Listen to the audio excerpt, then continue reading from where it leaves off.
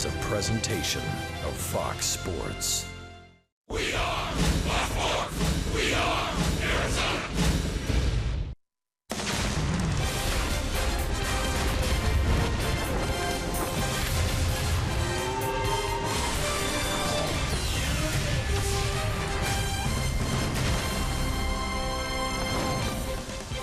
Welcome to downtown Phoenix. We are inside Chase Field. Just a dine and dash for the D-backs here. It's a quick three-game stop at home against the Mets after the Diamondbacks swept at Citi Field last week. It's D-backs baseball back home in Arizona on Fox Sports Arizona.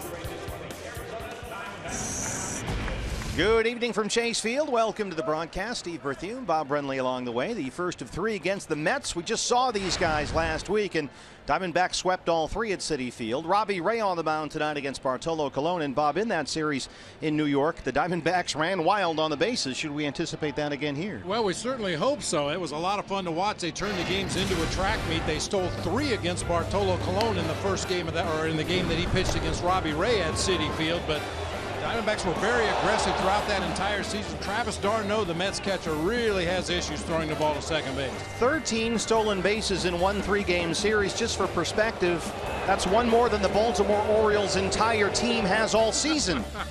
That's a lot of stolen bases. Robbie Ray was outstanding and just started Citi Field last week. 7 scoreless, only 3 hits, had 4 strikeouts. Did not walk a batter. He kept his pitch count down, averaged 14 pitches per inning in his 7 innings of work. As good as we've seen Robbie this year. As a matter of fact, all 3 Diamondback starters in that series, Zach Greinke in Game 1, Robbie in Game 2, and Braden Shipley in Game 3 were outstanding. We are set to go. The D-backs and the Mets, Robbie Ray and Bartolo Colon. First pitch coming up on Fox Sports Arizona from Chase Field.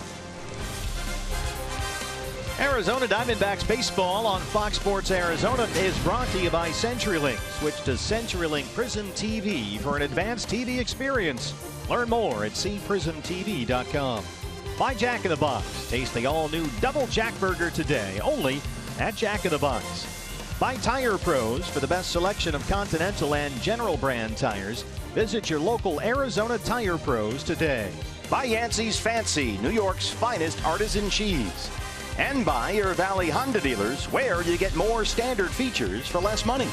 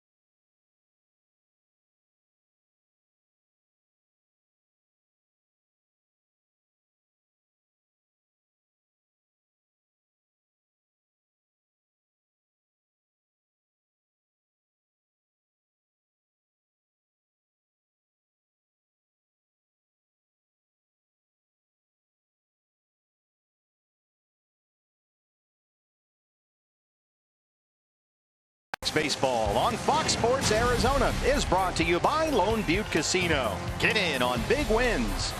By Chaz Roberts Air Conditioning and Plumbing. Choose Chaz. And by Best Buy. Tech to impress at Best Buy.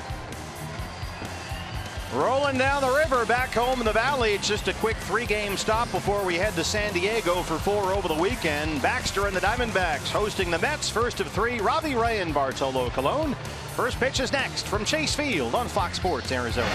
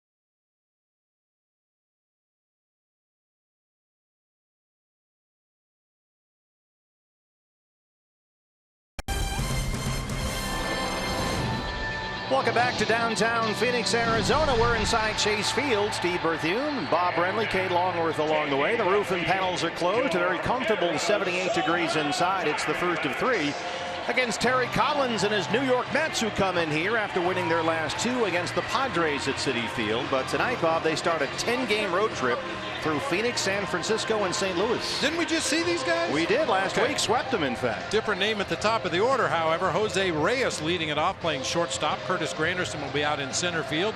Neil Walker at second base. Jay Bruce out in right field with Wilmer Flores playing first tonight. T.J. Rivera at third base. Ty Kelly out in left field. Travis d'Arnaud behind the plate. And big Bartolo Colon on the mound. Your Arizona Ford starting pitcher for the Diamondbacks is the left-hander Robbie Ray. 5-11 in 23 starts and a 4.57 ERA. Robbie was outstanding last Wednesday against these Mets at Citi Field. 7 scoreless innings. He gave up only 3 hits and did not walk a batter. Yeah, by far the best stuff we've seen from Robbie this year. His fastball command was really good. The velocity sustained throughout his outing. Threw some really good back foot sliders, threw some good backdoor sliders for called strikes. Just the best stuff we've seen from Robbie this year. Let's take a look now at our eye on defense for the D-backs. It's brought to you by Nationwide Vision Centers. Osmani Tomas out in right field. Michael Bourne in center. Brandon Drury over in left field. It'll be Jake Lamb and Chris Owings on the left side of the infield with Gene Segura, Paul Goldschmidt on the right side. Good to see Wellington Castillo back in the lineup behind the plate tonight for left-hander Robbie Ray. James Hoy behind the plate for this umpiring crew. He'll have the balls and strikes. Marvin Hudson at first base. The crew chief Jim Joyce is at second. And the third base umpire tonight is Chad Fairchild. And before we get started, BB, it's time for your Valley Honda dealers key to the game. If I had ever been here before, I would probably know just what to do. Don't you? That's a lyric, I'm guessing. Crosby, Stills, Nash and Young. Deja vu. We just played these guys, but hopefully the result will be exactly the same as the Diamondbacks had at Citi Field last week. They swept all 3 games there. Tuesday, Wednesday, and Thursday. Jose Reyes was not there for that series. He's just off the DL, and he'll lead it off for the Mets tonight. Reyes troubled by domestic violence issues off the field. Injuries on it. Only 18 games this year. And he's hitting .227 with 3 home runs. Just activated Saturday. He'd been out with a left oblique strain.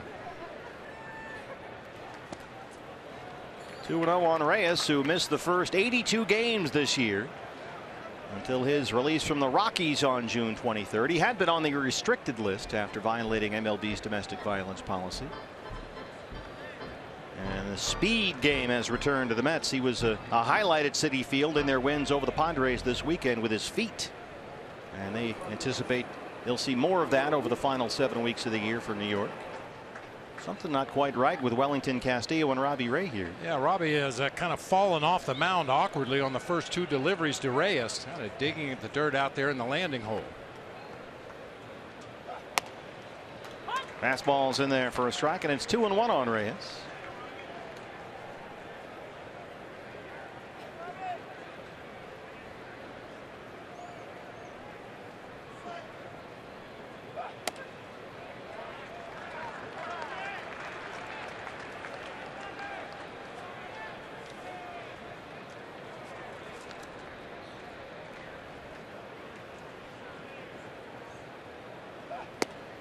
Well, Robbie's 7 innings against the Mets last week without a walk, and he walks the first batter he faces tonight. Reyes gets the free pass, and he'll work to Curtis Granderson.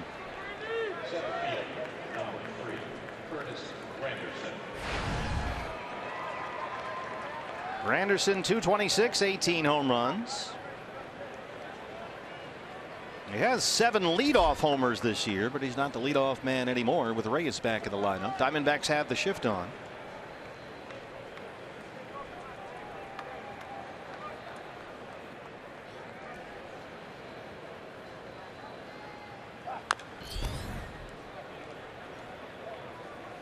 Mets are slowly getting some of their pieces back. They're hoping to get Cespedes back sometime maybe this weekend, early next week at the latest. Asdrubal Cabrera, another guy due to return from the disabled list.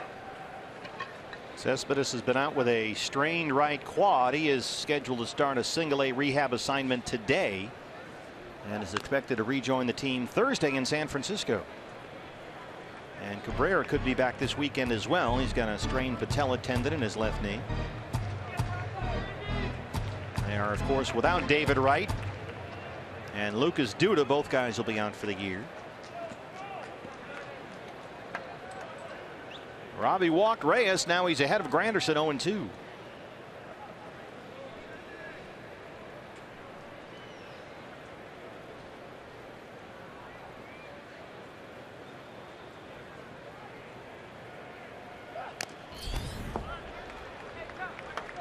Reyes is getting himself a huge lead down there at first base, but on every delivery so far he's been breaking back to the bag at first as Robbie delivers the ball to home plate.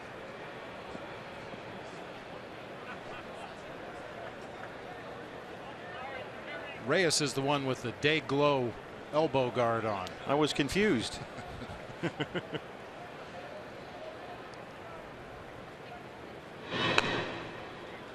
Yeah, sometimes a base stealer, and certainly Jose Reyes is a base stealer, will take that maximum lead trying to tempt the pitcher into throwing a couple of pickoff moves to first base so he can get a better look at his move. Now we know Robbie has that step off move. That's the great equalizer. There it is right there. Tom Goodwin coaching at first for the Mets.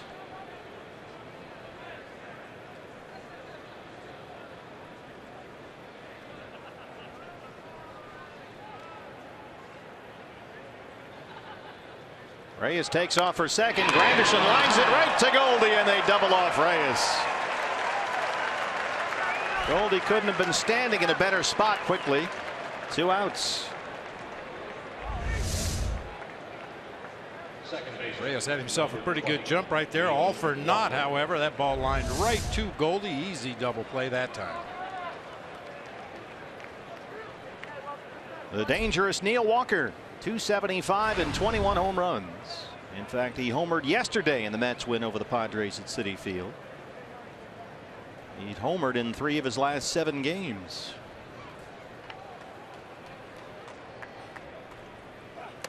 One of 3 switch hitters that Terry Collins has in his lineup tonight, along with 2 left-handed hitters.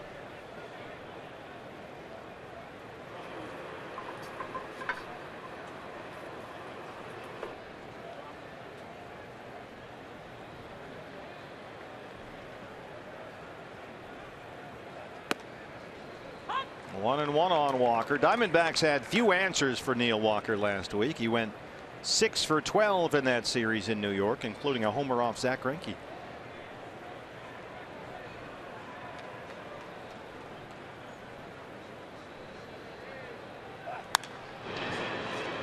That slap foul, and it's 1-2 on Walker.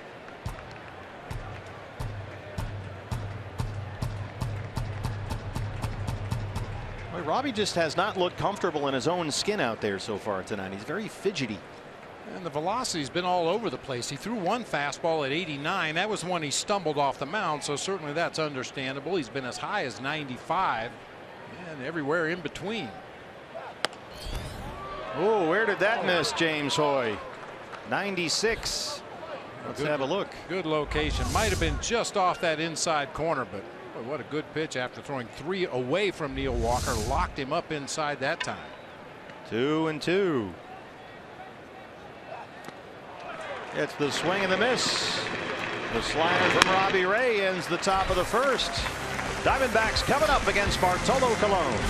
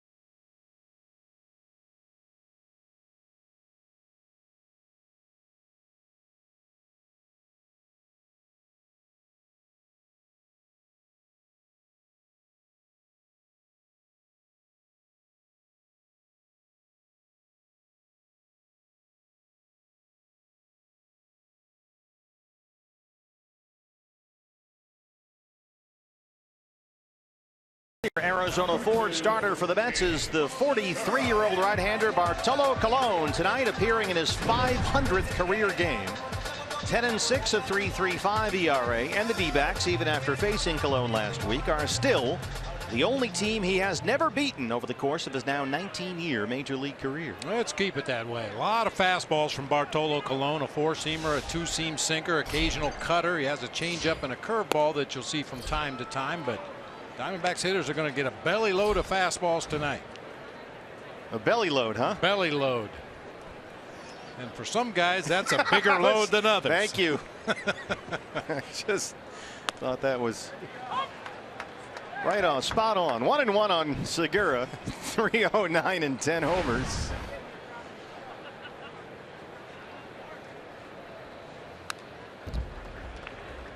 Of course, one of the highlights of every Mets series is that last-second Keith Hernandez pitching scouting report when Keith runs into our booth, usually barefoot, and gives us a scouting report about 30 seconds before we're supposed to go back on the air. Yeah. And since we just saw Big Barn, he didn't have a whole lot, but it was still nice to see Keith and have him stop by. Yeah, he said, I got nothing. There he is, working along with Gary Cohen in the SNY booth just to our left here. Why he comes in barefoot that's kind of a twist. I'll tell you, there have been a lot of great defensive first basemen in the history of this game, but for my money, that's the best right there. A lot of people would agree. You know, for a long time, first base was kind of a place where you hit an outfielder when he lost his speed, or you sent a catcher down there when he lost his knees, and it was just a position you kind of stored a good hitter. DJ Rivera bobbles that one in the hole at third, and Segura's aboard. A rookie third baseman.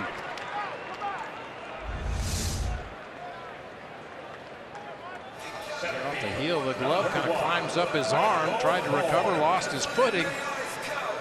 Let's start for the Mets third baseman right there. E5 gives Segura first base for Michael Bourne. Ladies and gentlemen, start your engines. There you go. 13 stolen bases by the Diamondbacks in the 3-game series last week. Bourne 256 and 3 home runs. And you know the Mets, I mean, they must have felt helpless trying to stop the Diamondbacks in that series. There was almost nothing they could do. And if that third game, as you mentioned, yeah, if it wouldn't have been a blowout, it would have been 15, 16 stolen bases that Thursday afternoon game.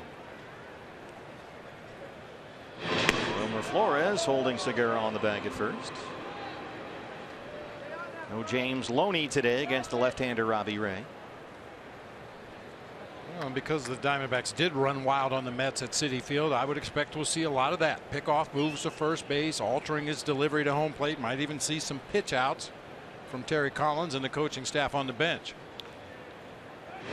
Travis d'Arnaud behind the plate.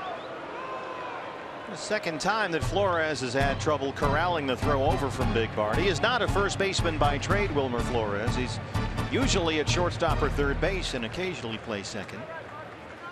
But they need a right-hand bat against left-handers, so Loney sits tonight. He's 1 for 3 catching pickoff attempts so far. A dubious omen for the Mets in this series. Right, Segura holds, and there's a strike. It's 0-1 on Bourne. Yeah, the thing about Bartolo Colon is he's pretty quick to the plate. I mean, occasionally he'll use a high leg kick with a runner on base, but generally he uses that slide step and unloads the ball quickly.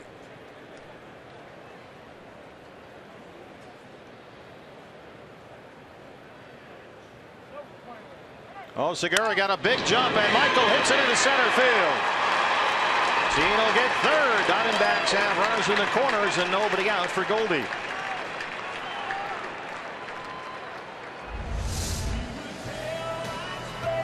That's what speed will do. You get a pitcher paying more attention to the runner at first base than the hitter at the plate, and makes a mistake up and out over the dish for Michael Bourne to line into center field for a base hit. First and third, nobody out. Paul Goldschmidt, 295 and 18 home runs. Goldie had 2 hits in each of the 3 games in New York last week, including a home run.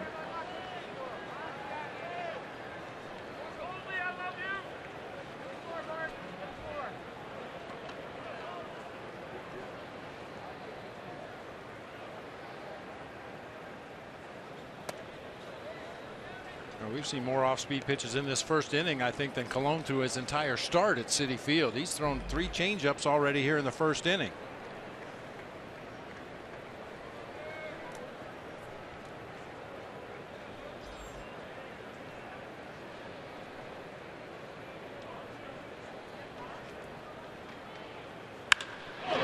Lines it right to Reyes at shortstop. Our eye on defense for the Mets is brought to you by Nationwide Vision Centers. Veteran Curtis Granderson in center field. We flanked by Jay Bruce in right field, Ty Kelly in left field, T.J. Rivera at third base, Jose Reyes at short, Neil Walker at second, Wilmer Flores over at first base with Travis d'Arnaud behind the plate for right-hander Bartolo Colon. Jake Lamb batting cleanup tonight. Jake checking in at 271 and 24 homers. He's got Segura at third, Bourne at first, and 1 out.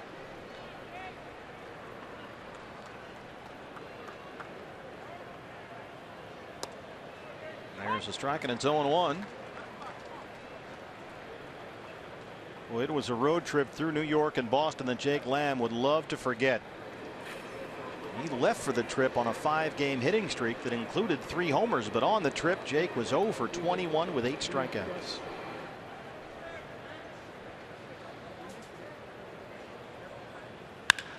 He drives it into center. An RBI single for Lamb brings in Segura, and it's 1-0 Diamondbacks.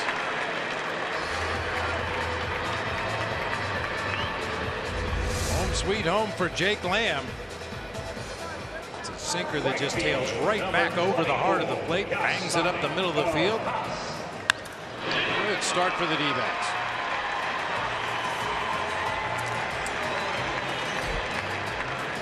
Still only one out. A run is in. El Tanque, Yasmani Tomas. Batting fifth tonight in right field, 266 and 21 homers.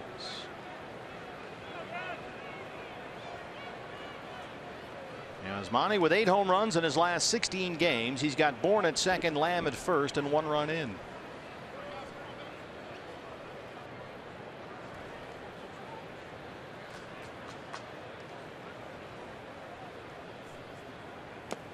Lays off the first pitch, and it's 1-0. Tomas missed the first 4 games of the road trip after injuring his neck, laying in bed and watching television. He was 0 for 8 Saturday and Sunday in Boston. It's a contact sport. Apparently. Watching the Olympics on the off day in New York last week.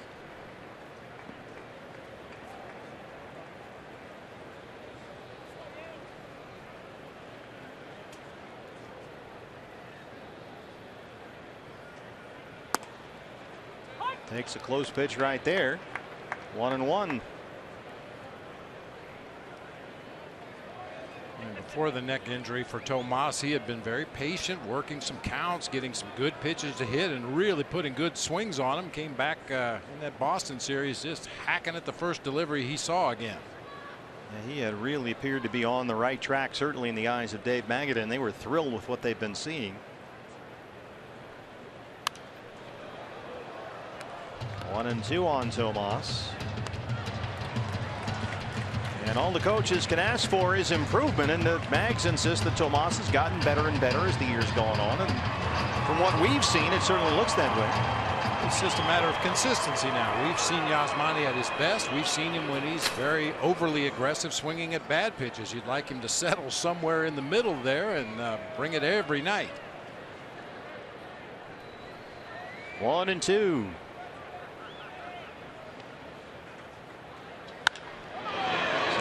Toward Jay Bruce in right field, and Bruce runs it down.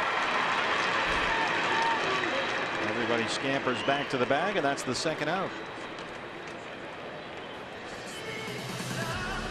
Interesting on that play, Bob, because of where it was hit. It seemed like Bourne decided to go halfway to third instead of trying to go back to the bag and maybe tag up. Jay Bruce can be somewhat of a shaky defender out there in right field, so I think Michael wanted to get himself in a position, if that ball did drop, that he knew for sure he could score from second base. Unfortunately, Bruce ran it down, and Michael could only retreat to second. Jake Lamb retreats to first. Well, good to have him back in the lineup. It's Beef Wellington on the menu for the first time since August 6th. 2-1 and 2 out. There's the strike, 0-1. Well, he had 254 and 12 homers. And the D-backs got some wonderful news over the weekend after Wellington was transferred from paternity leave to the bereavement list after it was discovered that their second child, little baby boy born last Monday, had some complications, little baby Jeremiah, but he's doing very well, out of danger. And Wellington posted a picture with a newborn, and everybody was all smiles, which was just wonderful to see. So he was supposed to rejoin the team in Boston, but he's back tonight.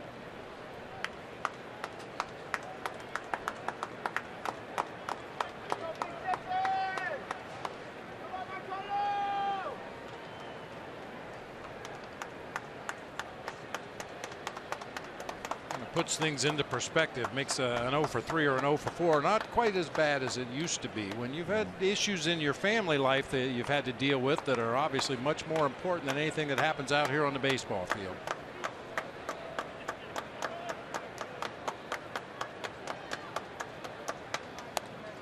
Well, some of it was procedural. You could only be on the paternity list for a maximum of 3 days, and so when he got moved to the bereavement list, basically because they needed a place to put him, everyone feared the worst, but thankfully everybody's just fine.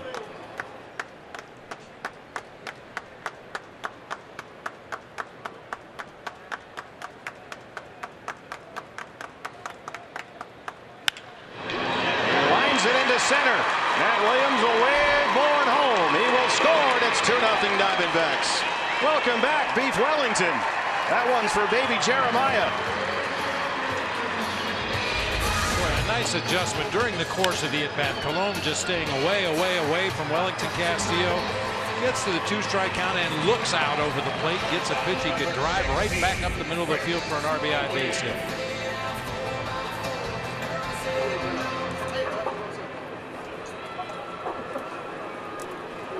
Still 2 on and 2 out. Colon now at 20 pitchers. Here's CO. 278, 2 homers.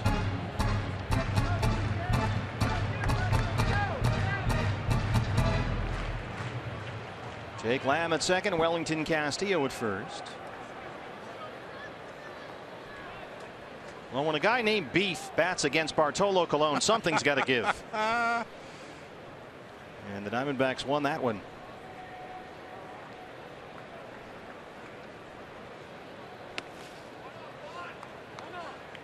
Chris Owings had a couple of 3-hit games against the Mets at Citi Field last week.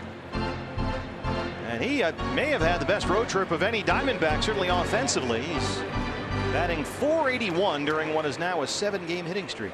We're really driving the ball, especially those 3 games at Citi Field. Just everything on the barrel, driving it to right center and left center.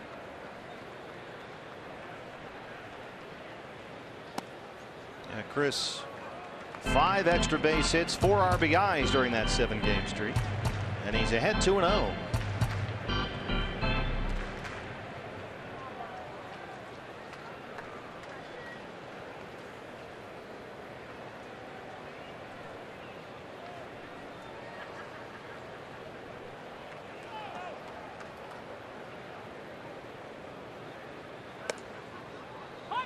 Fastball's in there for a strike, 2-1.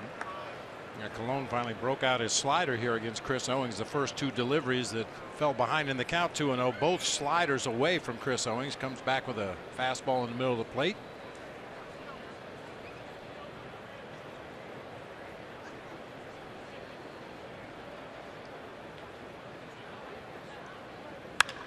Up the middle, through the wickets and into center. Here comes Lamb. Here's the throw from Granderson. It's cut off, and it's 3-0 Diamondbacks. Chris Owings, stay hot. He's hit an 8 straight.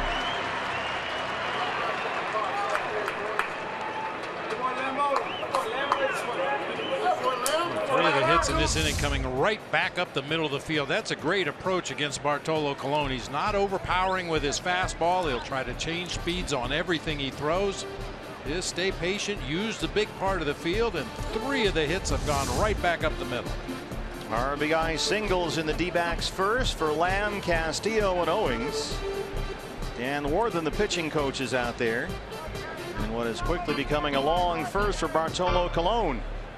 And the 8th man to bat in this D-backs first is Brandon Drury.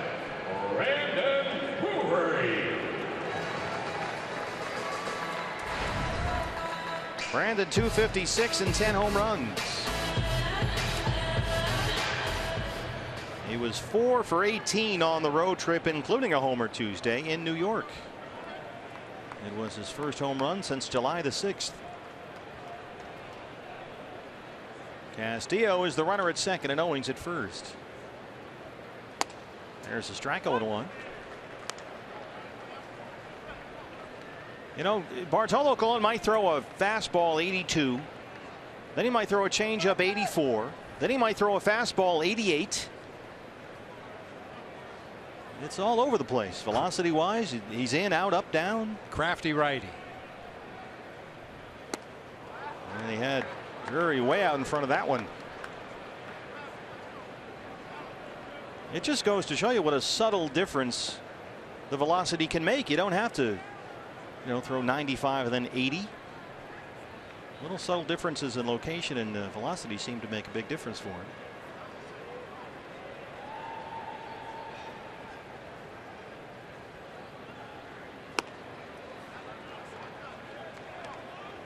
Keeps going to that slider. It's 1-2 on Drury.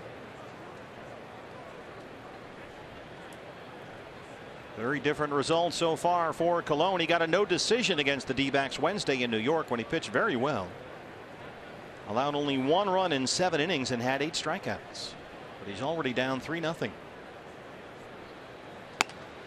Ball, strike 3. First strikeout for Bartolo Colon. Diamondbacks send 8 to the plate. 3 score. They lead it 3-0.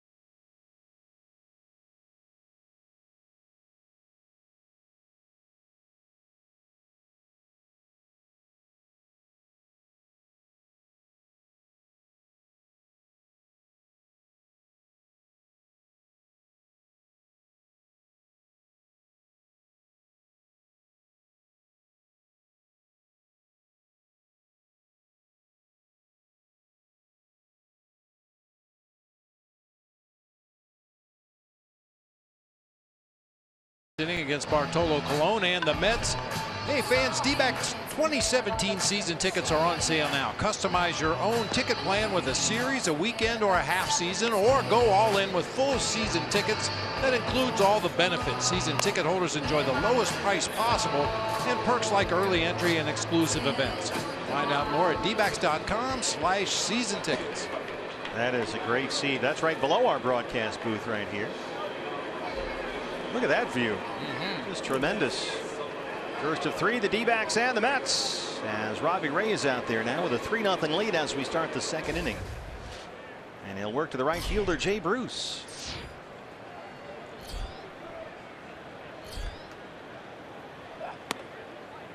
Shift is on, and there's a strike 0-1 on Bruce. He's hitting .252 after starting with the Reds and following his trade to the Mets. Tied for third in the National League in both home runs and RBIs. Robbie in full grunt mode down there, and it's a ball and a strike. But Bruce really slumping right now. He's 3 for his last 26.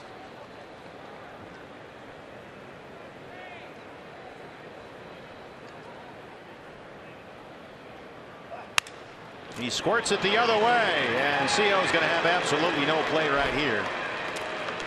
Fought it off, and he'll take the single to lead off the New York second.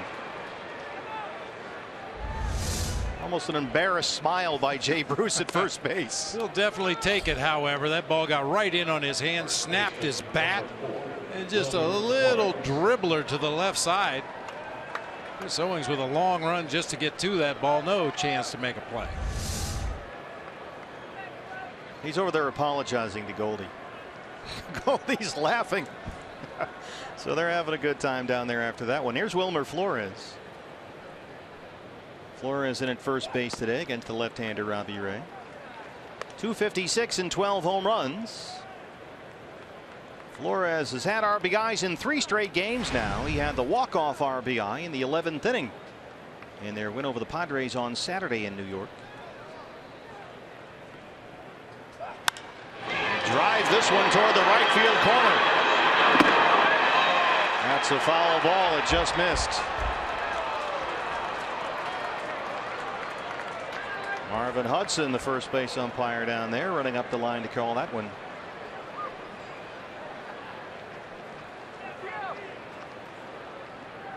Just foul. I think this ball actually hits the towels on top of the cooler down there in the Mets bullpen. Yeah. Cleared the fence.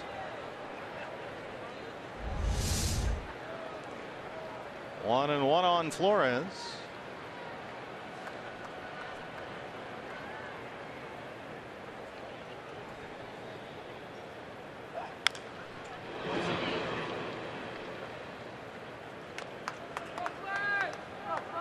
Flores 0 for 8 in the series against the Diamondbacks in New York last week.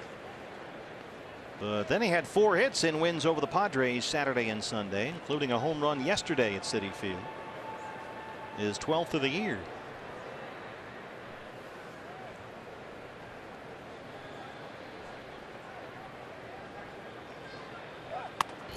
Pretty good weekend for Flores. Had the walk-off Saturday, the home run Sunday.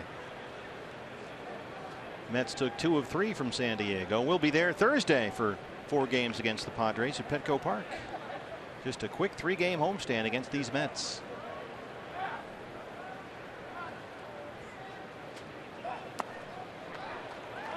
Slider missed, and it's a full count, 3-2.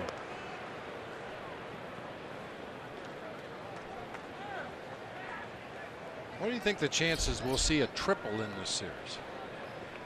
Jake Lamb is second in the National League with 8. Jay Bruce, Gene Segura, Chris Owings are tied for 4th with 6. This is a ballpark for triples. And this is a ballpark that gives up a lot of triples.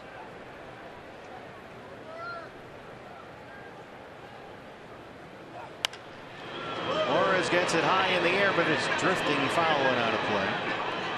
Well, if you're going to have a friendly wager with someone, you could say, will there be a triple?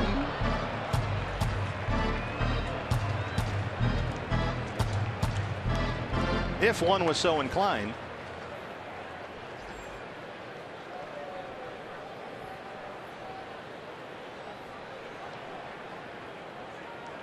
It might not be from Wilmer Flores. He does not have a triple this year. Let's keep it that way.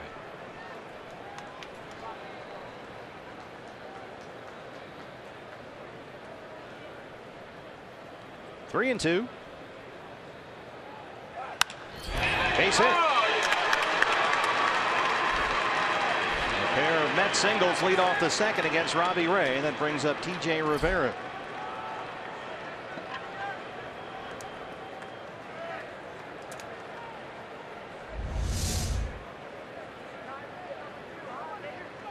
Center cut fastball that time for Flores. He hit a ball down the right field line. Nearly had home run distance. Pulled a couple balls foul down the left field line. Ultimately takes that fastball right back up the middle of the field. Bruce at second, Flores at first. No outs for the rookie third baseman Rivera. 4 hits in 14 at bats. First look at the big leagues at the age of 27 for the Bronx native.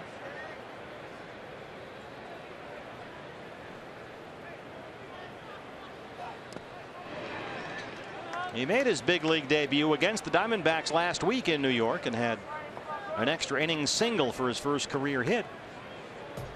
Had 2 hits, including a double yesterday in their win over the Padres. Wellington Castillo wants to get together with Robbie Ray. I was impressed with Rivera's swing in that 3-game series at Citi Field. May not have gotten a lot of hits in the series, but took some really good swings. Very quick bat.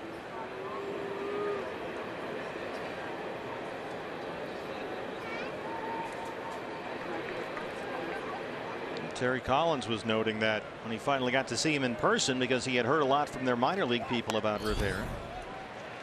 Not a lot of movement in the swing, pretty short swing. So they're going to give him a look at third base. And now that Reyes is back, he'll play shortstop, and Flores will kind of float around the infield.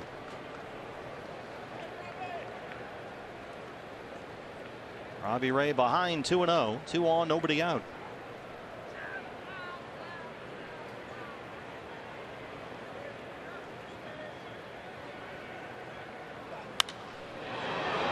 Skies it, foul ground, third base side. Lamb will give it a look, and it's 4 rows back.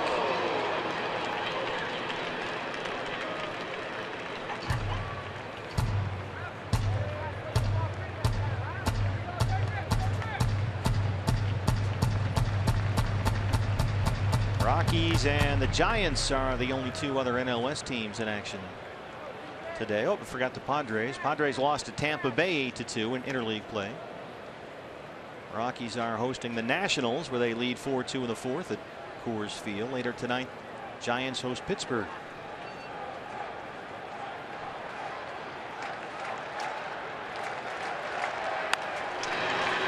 Two and two.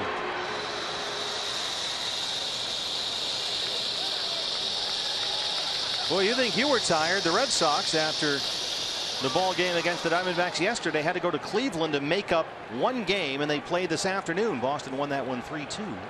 David Ortiz had a home run. And then immediately jump on the bus to the airport to get on a plane to Baltimore.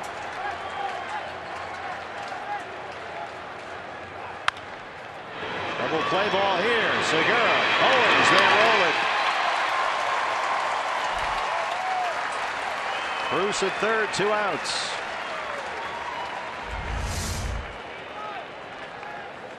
These 2 guys are starting to get their rhythm together as middle infielders. You know, Nick Ahmed played shortstop for the most part throughout the first half of the season, and Gene Segura meshed well with Nick, but starting to get on the same page with Chris Owens on those double play turns. Ty Kelly, 28-year-old rookie, playing left field tonight. Bruce at third and 2 outs.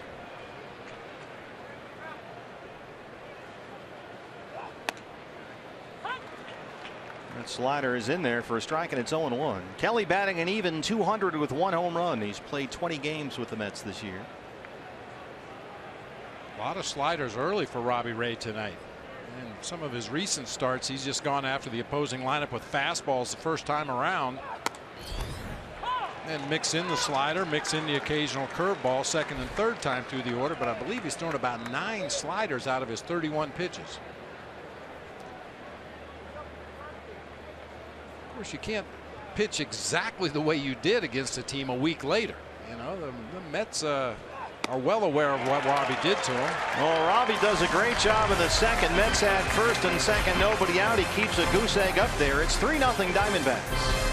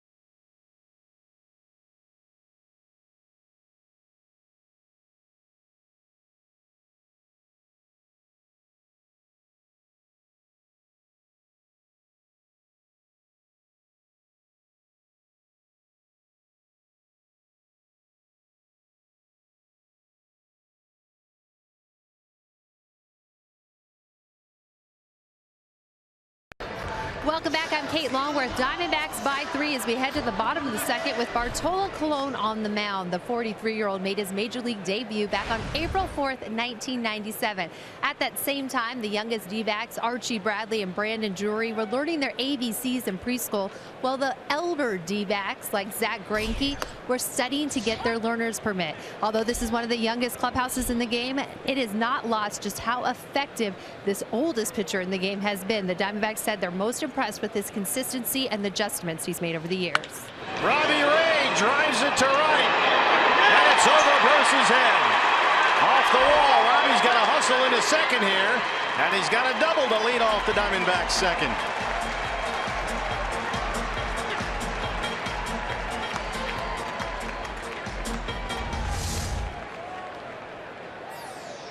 Pitch up and out over the plate. This is a good matchup for Robbie Ray. Bartolo Colon doesn't have an overpowering fastball, doesn't have a snap-dragon breaking pitch.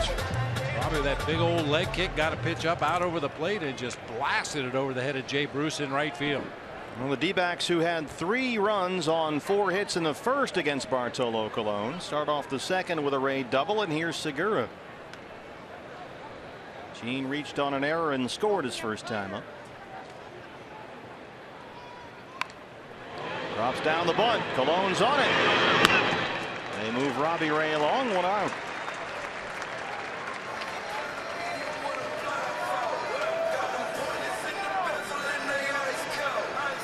That'll bring up Michael Bourne, who singled and scored in the first. Michael had a very good road trip through New York and Boston. He started all 6 games and finished with 9 hits, including a triple, a home run. He knocked in 5 on the road trip.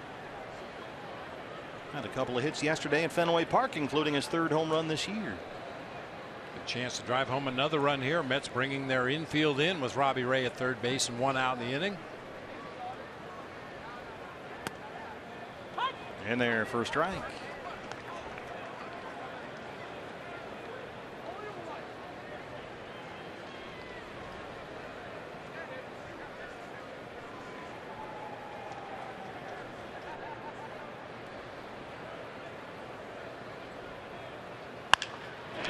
Back to Colon. Looks Ray back to the bag at 3rd. 2 down.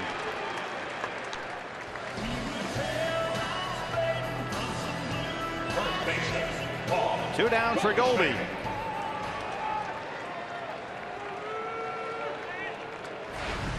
was a quiet series in Boston this weekend for Paul. He was 1 for 10 in the 3 losses at Fenway.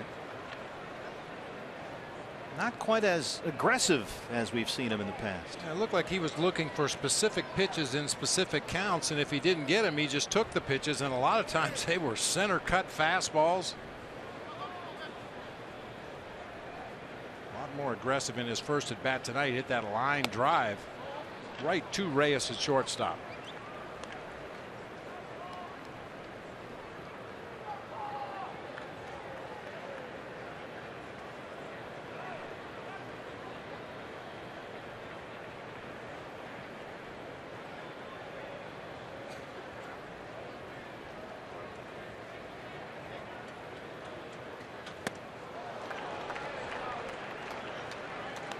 One and one.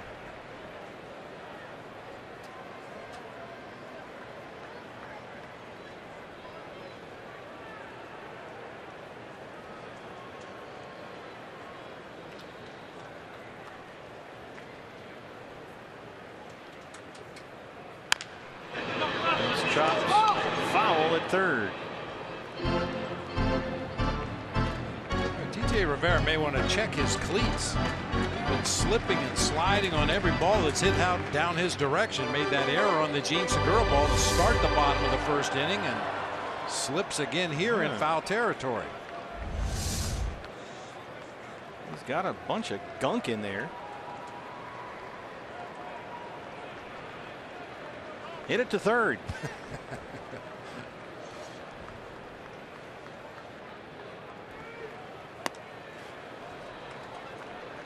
Not that one. That missed away, and it's 2-2. Yeah, especially early in the game, because the grounds crew comes out and puts one last layer of water on the field before the ball game starts, and if it clumps up in your cleats like it appears to be doing for Rivera right there, your cleats are of no use whatsoever. It's like wearing loafers down there.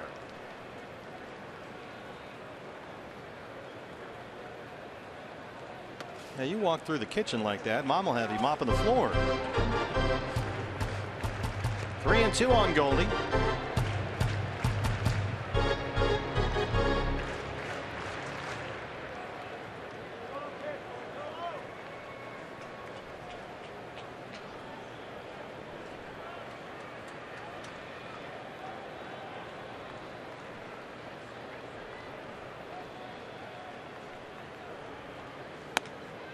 Ball 4. First walk issued by Bartolo Colon. That'll bring up Jake Lamb.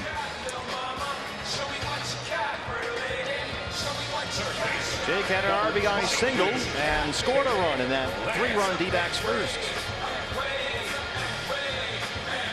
And that snapped it 0 for 21 skid for him. Everybody clap your hands. Bobby Ray at third. Paul Goldschmidt at first, and 2 down for Lamb.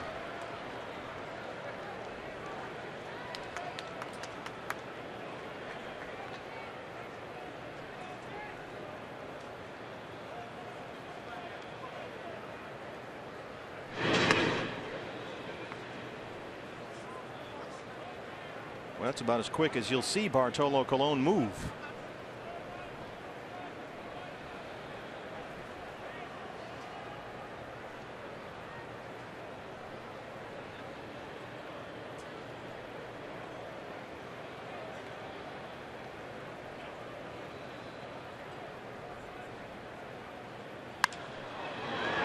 Lifted in the air to tie Kelly in left. Diamondbacks get the leadoff double by the pitcher. They can't get him home, though. It stays 3-0.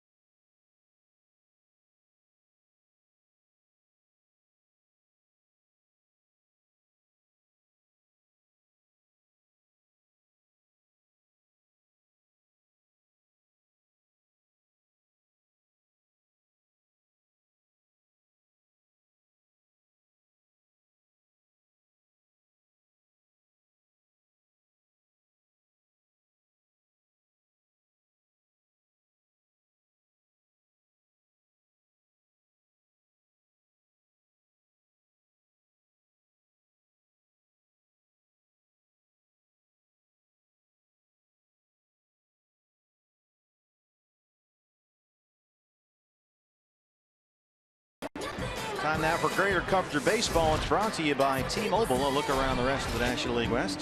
The Padres, 8-2 losers in St. Pete at the Trop. The Trop. Colorado hosting Washington. Rockies lead that one 4-3. Charlie Blackmon is homered for Colorado. And their sensational rookie David Dahl had another base hit. And Dahl is hitting .346 right now. And just underway in San Francisco, Matt Moore and Ryan Vogelsong. The Giants and the Pirates are scoreless. Mets and D-backs at Chase Field as we start the third inning. Here's the catcher for New York, Travis d'Arnaud.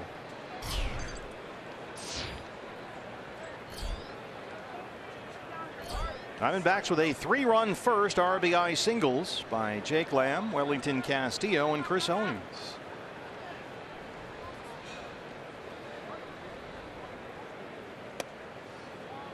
All one to Travis d'Arnaud. 244 and 4 homers for the Met catcher.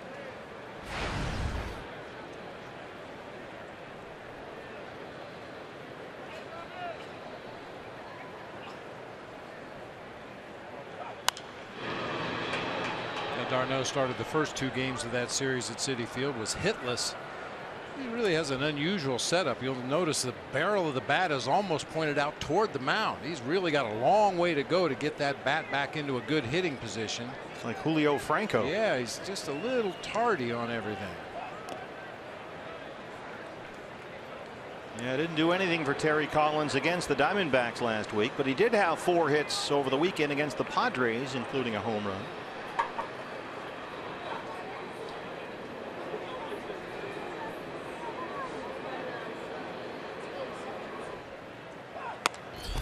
Don't want to use the word rant, but Terry Collins on that Thursday after the Diamondbacks finished off the 3-game sweep kind of went off on his team and put it on his players to take some ownership and just frankly play better.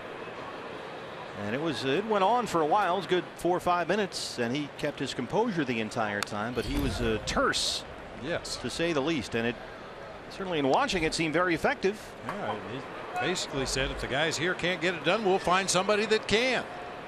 Shot across the bow. Get it done, or we're going to dip down to Las Vegas, or as far as we need to go into the system to find some guys that can play. They've had to do that because of injuries, but now they're getting healthier and healthier.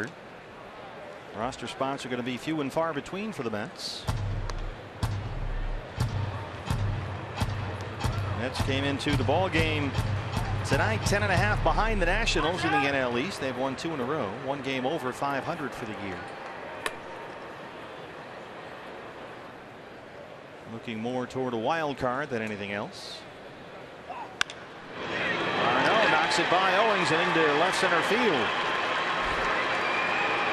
They'll take a big turn and stop there. A leadoff single. The 3rd hit for the Mets against Robbie Ray.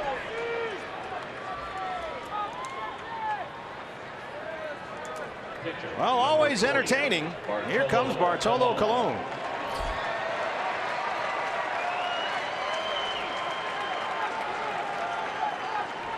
The big sexy.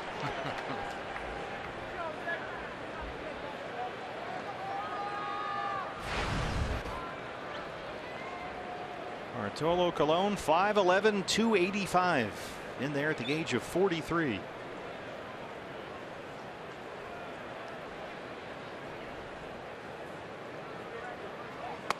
Oldie comes sprinting in from first. Colon pulls back and it's ball 1. 3 sack bunts on the season for Bartolo Colon. He's an .075 hitter. 3 for 40 coming into play tonight. Does have that historic home run earlier this season at Petco Park in San Diego. Off James Shields. He always has a smile up there when he's trying to hit, like he's trying to get away with something. Jake Lamb in on the grass at 3rd. Goldie holding d'Arnaud on the bag at 1st. Both corners crash, and he sends it back to Robbie Ray, and he throws it away. Off the glove of Owings, the throw is high and into center. And just like the 2nd inning, the first 2 have reached for the Mets in the 3rd. Robbie a little too deliberate on this bunt. You've got no speed at the plate. average speed at first base in d'Arnaud and just kind of took his time winding up to throw to second base and then threw it high to Chris Owings. Shortstop, Jose Reyes. Owings trying to make the catch, stay on the bag, and avoid the runner all at the same time, and just couldn't do it. So it's d'Arnaud at second, Colon at first. E1 the error on Robbie Ray, brings up Jose Reyes, the shortstop. Reyes walked to lead off the ball game.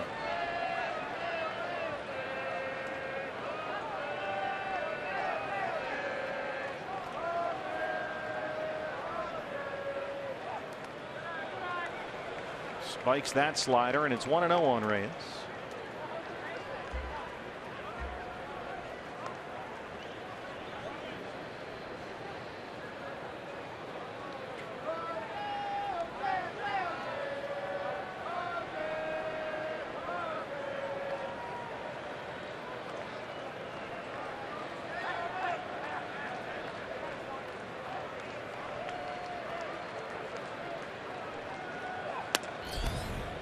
Fastball's in there for a strike, 1-1.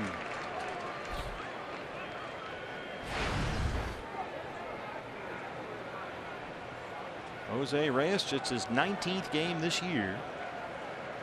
Just off the DL Saturday. Been out 17 games with a left oblique strain. Base hit, he knocks it into center.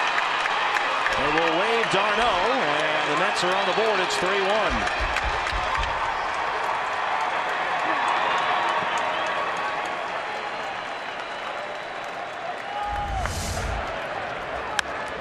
Base hits up the middle of the field already in this ball game.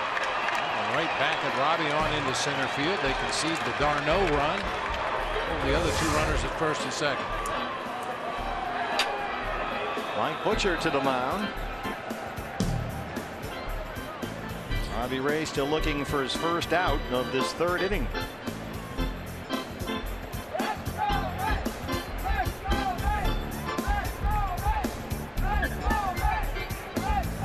This would really be interesting if Curtis Granderson would have to happen to hit a ball in the gap or down the line. I was just thinking that. With Colon at second and Reyes at first, that could turn into a foot race between third and home. I mean, you talk about a base clogger.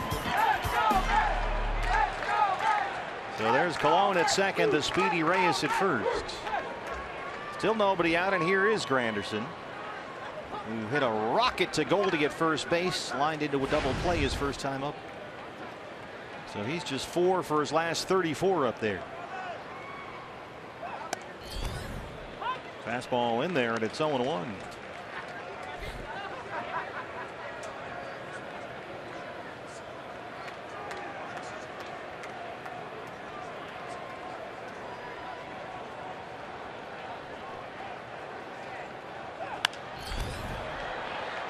Jose Reyes has kind of inked himself into a corner, if you will. He wears number 7, and he has the Roman numeral 7 tattooed on the right side of his neck.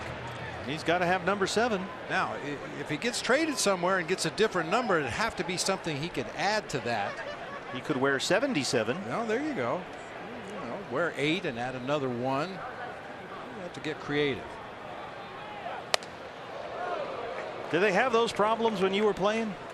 No, I was just wondering if Mickey Mantle had the Roman numeral 7 tattooed on his neck. Sure, probably.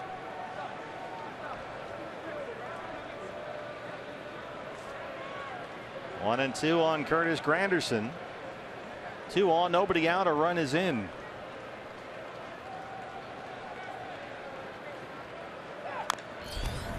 You know, it's not uncommon when a guy gets traded to a new team and he's had a number for years and years, and you know, the guy that has the number with the team will sometimes give it up voluntarily. Other times he's got to buy it from him.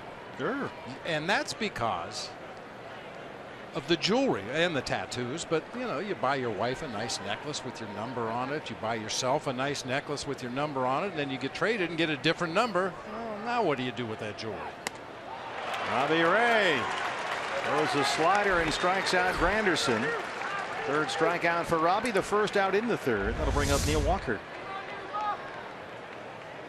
Second baseman, Neil Walker. Just enough downward movement to get Granderson to swing over the top of that slot. I would say that's the cue for the wife to say, well, it's time for another trip to the jewelry store. Unfortunately, that does happen frequently. Yes. Even for those of us who are not Major League Baseball players. 2 on, 1 out for Walker. He struck out to end the first against Robbie Ray.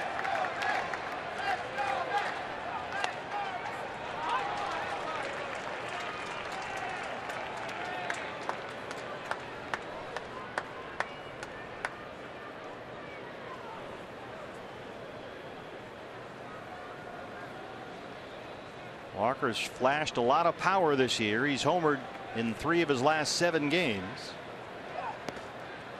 Robbie bounces that one. 1-1. Walker's been on a nice run since July 27th. He's hitting .438, 8 extra base hits, including 5 homers. He's driven in 13 runs over that stretch. And a switch hitter, batting .315 from the right side, just over .260 from the left. He can homer from either side of the plate.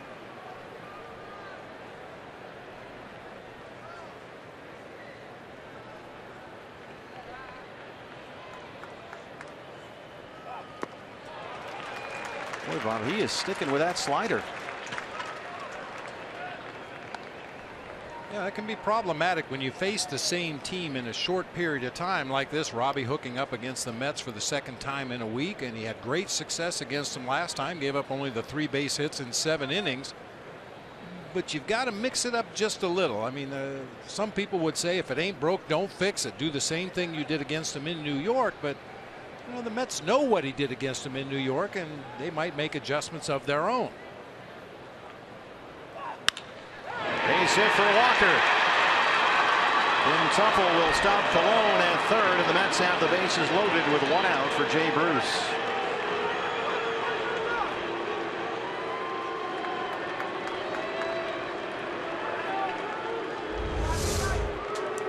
Another slider working its way down and in. Not a bad pitch.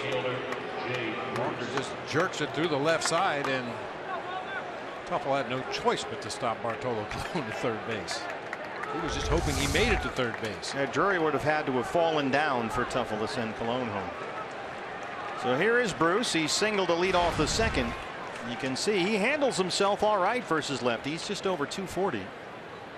He's homered 6 times this year against left-hand pitchers.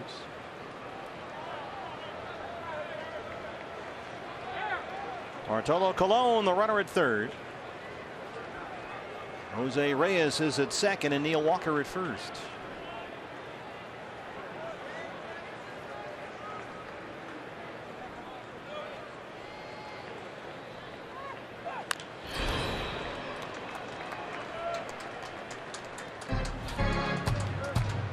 Robbie Ray came in on Jay Bruce in his first at bat, and he kind of fisted it away from the shift and rolled it into left field for a harmless single. We talked about Jay Bruce at Citi Field. He's one of those left-handed hitters. If you don't make him aware that you're going to come inside hard, he will reach out and pull pitches 4, 5, 6 inches off the outside corner of the plate. He can still cover those pitches and hit them hard to right field.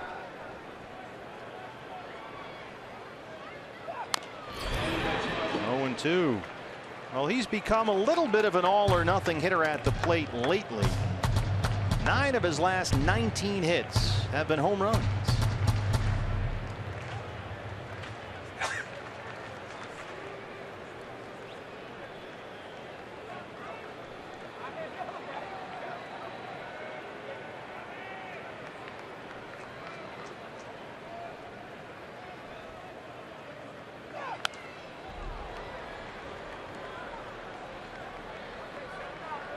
Another slider from Robbie Ray.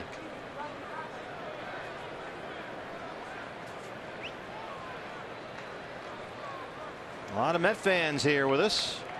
That's Vinny from Queens and Joe from Saddle River. I'm sure one of those guys named Tony.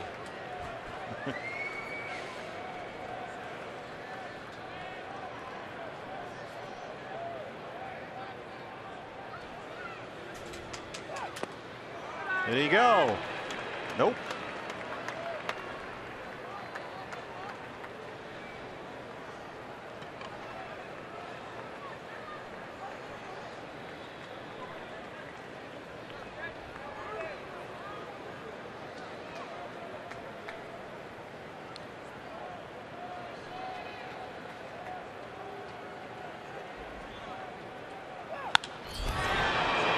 Fly ball to center for Bourne. Cologne is at third, so he's going to have to stay there. And Robbie Ray gets a big out, number 2.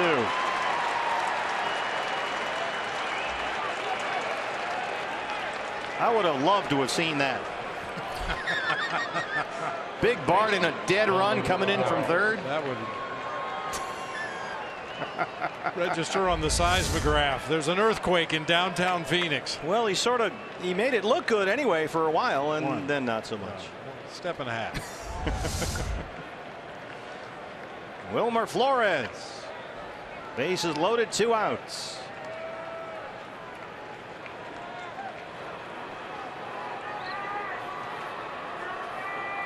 Flores singled into right field his first time up back in the second.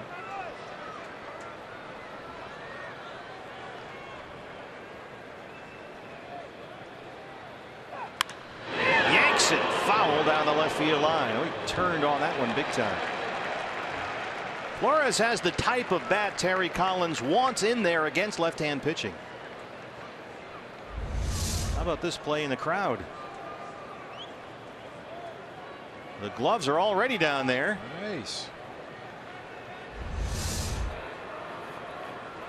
Flores hitting .354 versus lefties this year, including 8 of his 12 homers. Fastball's in there at 97, and Rays ahead 0-2. Well, Robbie had 2 on, nobody out in the second, and got out of it without the Mets scoring. New York has 1 run in this inning. Can he leave them loaded here with 2 outs? Got him. 97. He humped it up and blew it by him. But the Mets get 1. D-backs lead at 3-1.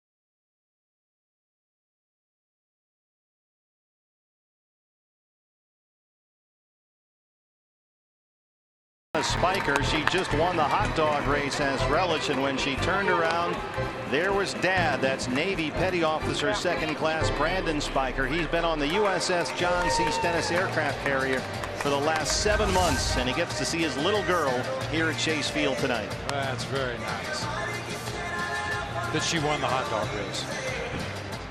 He is the big winner. The whole family the big winners here tonight. Turn around and see Dad. She's so caught up in the victory that here comes Dad to sneak in. Dad brought flowers. That's great. Leading off for the D-backs, right fielder. 3-1 Diamondbacks as we start the bottom of the third. Yasmani Tomas will lead it off against Bartolo Colon. Tomas flied out his first time up. Each team with 5 hits. D-backs lead at 3-1. RBI singles in the first by Jake Lamb, Wellington Castillo, and Chris Owings. That's got one back on a ribby single by Reyes in the top half of this inning. Colon at 40 pitches, 28 strikes. And Robbie's had to labor a little more tonight than he did at Citi Field. I mentioned in the open of the show he averaged 14 pitches per inning, threw only 98 in his 7 innings of work. He had to throw 29 pitches to get out of that 3rd inning.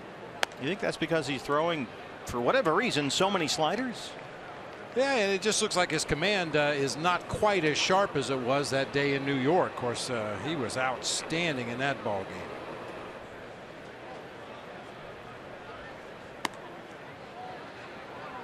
Colon nibbling a bit. He's fallen behind on Tomas, 3-0.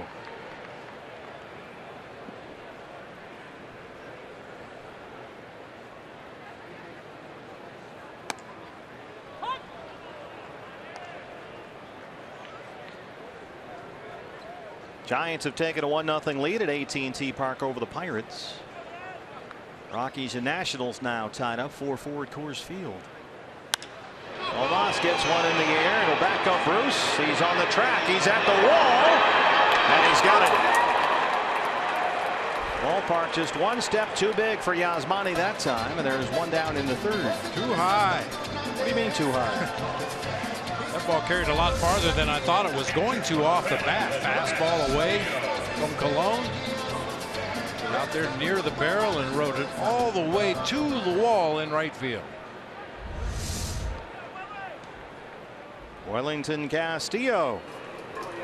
Willie's first game since August 6th when he homered here against the Brewers at Chase Field. Had an RBI single his first time up tonight.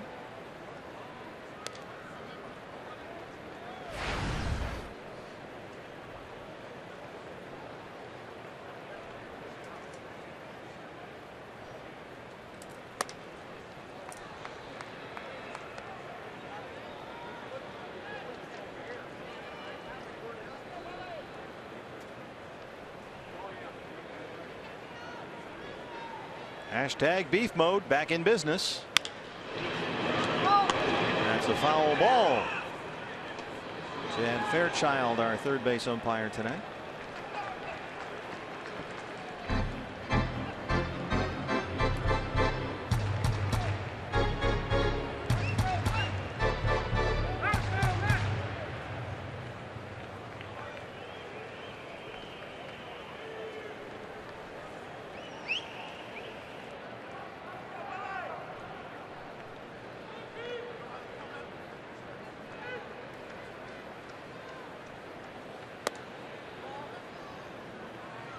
This is high, 3-1. So Colon got behind 3-0 on Tomas. It's 3-1 now on Castillo.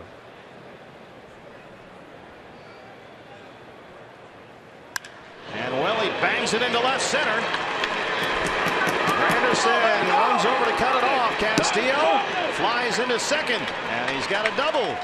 His 16th of the year. Wellington Castillo 2 for 2. Not sure if those words have ever been spoken before. Wellington Castillo flies into second.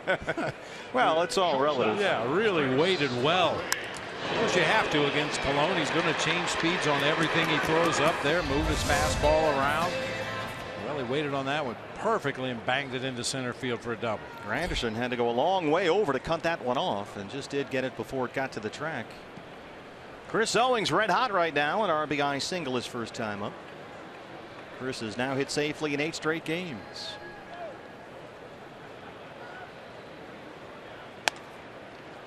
Fastball in there, and it's 0-1.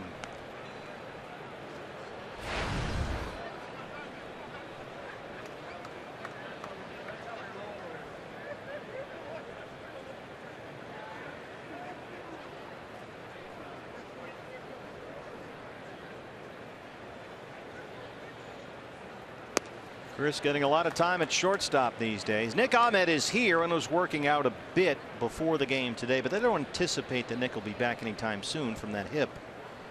So it looks like CO is good to go at shortstop for the foreseeable future.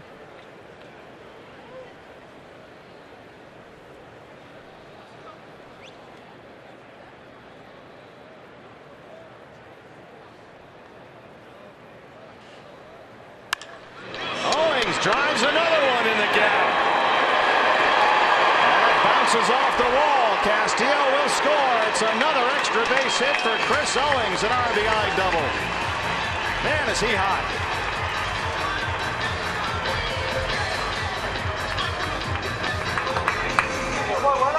Talk a lot about the sound off the bat. You can tell when Chris Owings is hot because he's got that very crisp contact off the barrel. He's been doing this a lot lately. Loves that right center field gap. Well, in his last, let's see, over the course of this 8-game hitting streak, he's now got 6 extra base hits and 5 RBIs. 4-1 D-backs, Brandon Drury. Brandon struck out looking to win the first against Cologne. Owings at second, 1 out.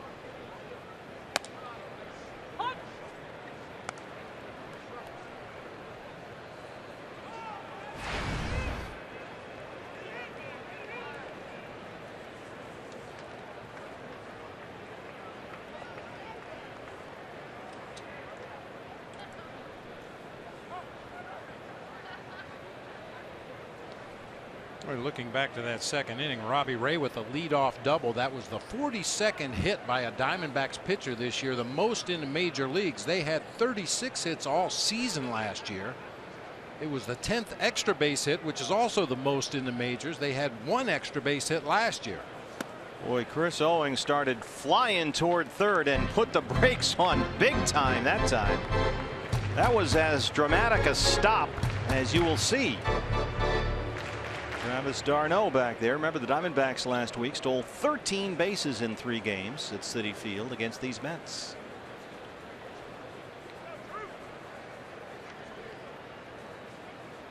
So Walker will start sneaking in a little closer from second base.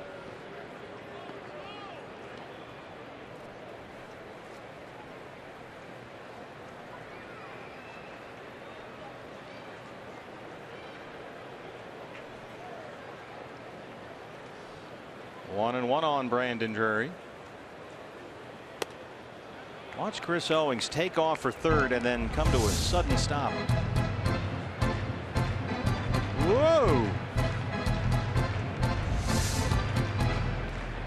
That's the right thing to do. If you don't think you have a good enough jump to steal that bag, you got to slam on the brakes and get back quickly to second.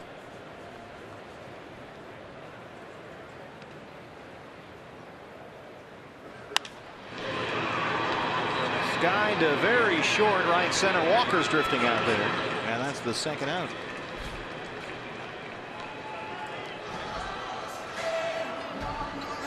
Well, Robbie Ray, his first time up, drove a double over the head of Jay Bruce in right field. He was left at third base in that inning. It went a little something like this to lead off the second.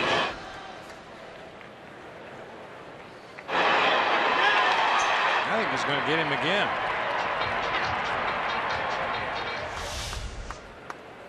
Drive home Chris Owings from second base right here. Use another pitch up like that, he will.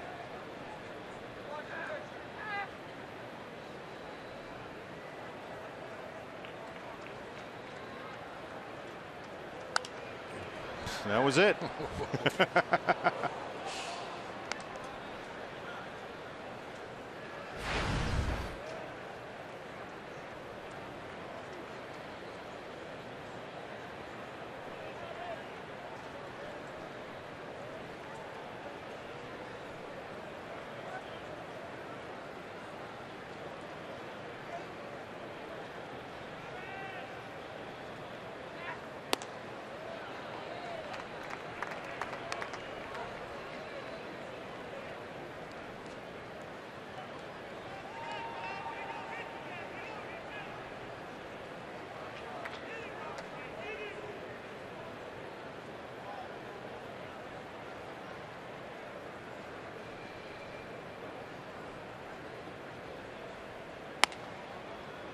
One and two on Robbie Ray.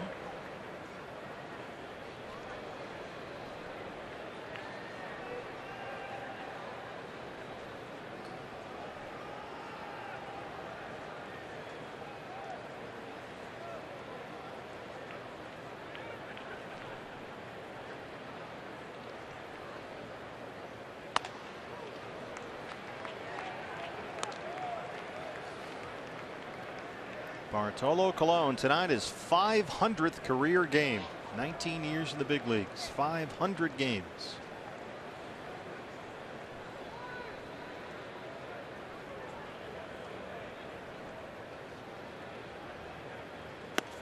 And you sort of get the feeling like there's no reason why he can't just keep going. His delivery doesn't put a lot of pressure on his throwing arm. He's obviously not a max effort guy. He's a dart throw. Just tries to throw the ball to the corners of the plate and down near the knees with some movement. Every now and then elevate a fastball, mix in an occasional breaking ball. Well, you get the feeling he could do this for a long time. Yeah.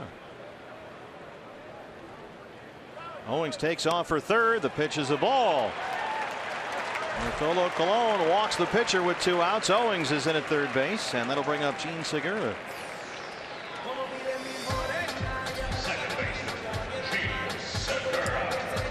Segura reached on an error in the first, scored a run, had a sacrifice bunt his last time up.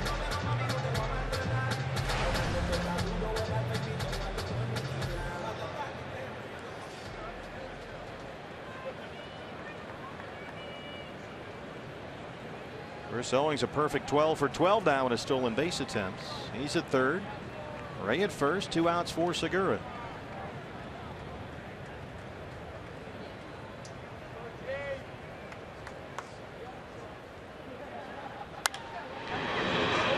Out of play. Gene Segura 10 home runs this year. That's 1 home run shy from matching his total for the previous 2 years combined. His career high is 12 home runs. That was set during his All-Star season in Milwaukee 3 years ago.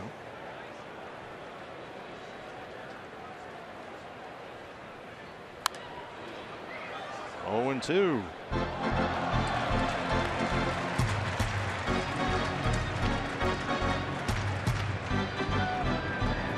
Home run porch, one of the best seats in the house here at Chase Field. We were out there doing a game not too long ago. You're right behind Curtis Granderson, the center fielder, with a great view from out there.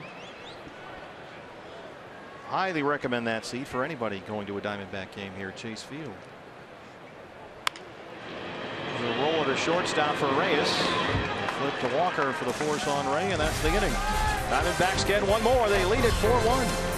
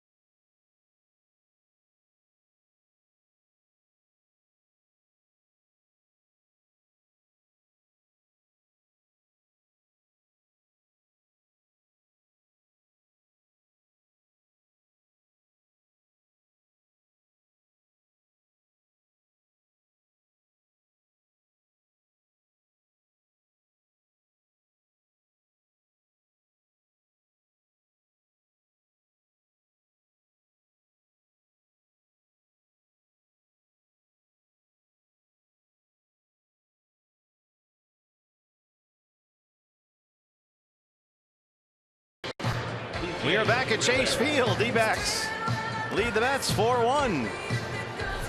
Hey fans, we invite you to participate in Gila River game nights by signing up at one of the interactive kiosks located right here at Chase Field during any Diamondbacks regular season home game.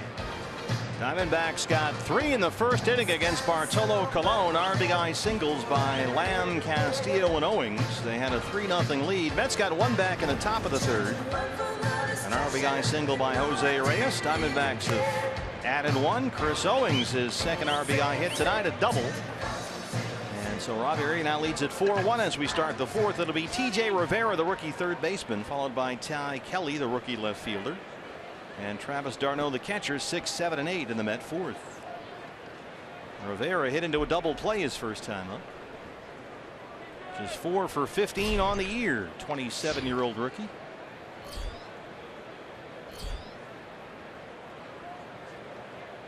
Born in the Bronx, New York, October 27th, 1986. A famous date in Mets history because that's the day they won the World Series, 1986, when Jesse Orosco struck out Marty Barrett for the final out. Fired his glove in the air. Yeah. You sound real happy about that. Ugh. Hated that team. Segura wants it.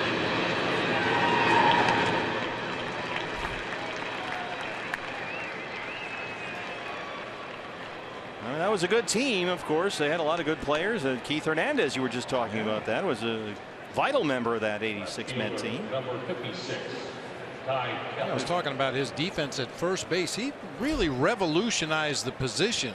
He would charge hard on bunts, get the lead runner at third base or second base, depending on the situation. He really made it a defensive position as opposed to just a placeholder for a good hitter. Darryl Strawberry and Doc Gooden both on that team. Boy, Dwight Gooden that year was untouchable. Untouchable. I mean, Mark Grace wore number 17 throughout his career as a tribute to Keith Hernandez. Really? I didn't know that. Ty Kelly struck out his first time up.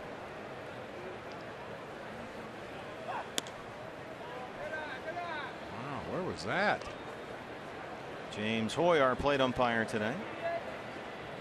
That looked like it was right down the middle. Yeah. 2-2.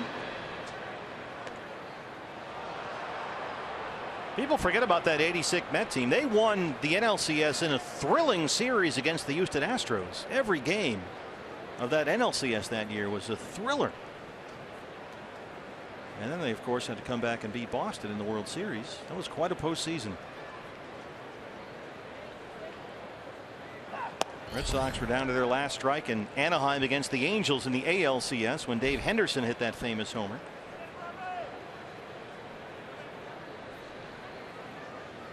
3-2. That one was off Donnie Moore, the late Donnie Moore. I can still remember seeing Dave Henderson jump in the air after he got about a step out of the batter's box, and it was like he was defying gravity. He hung in the air. It seemed like for several seconds before he came back down to the ground and finished his home run trot. Kelly hooks one foul.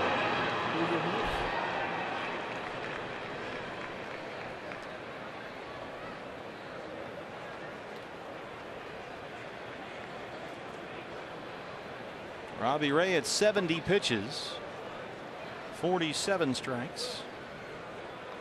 Only 3 1/3. This is Sky to right center field. Michael Bourne drifting over. 2 outs. Dave Henderson caught my longest non-home run I ever hit. Now, you have the numbers to support that? No. This is strictly anecdotal. Where was the ballpark? Stockton, California. Oh, in the minors. Yeah, California League, and he was playing center field for the Mariners affiliate at the time, and we played, I can't remember the name of the field, but they had a field house where we dressed out in center field, and it said 465 on the fence in front of the field house, and I hit one to straightaway center, and Hindu just turned around and put his head down and started running and turned it into an out. I probably hit it about 464. That's my story, and I'm sticking to it. Sure.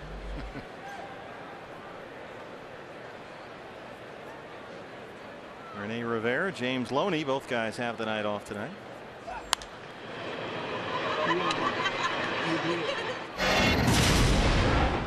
This is, of course, from our producer, Brad the Big Dog Weimer, who is now fired. Now, the story from Boston is that even if Buckner had caught the ball, there was no way that Stanley was getting over there to cover the bag anyway. That's our story, and we're sticking to that.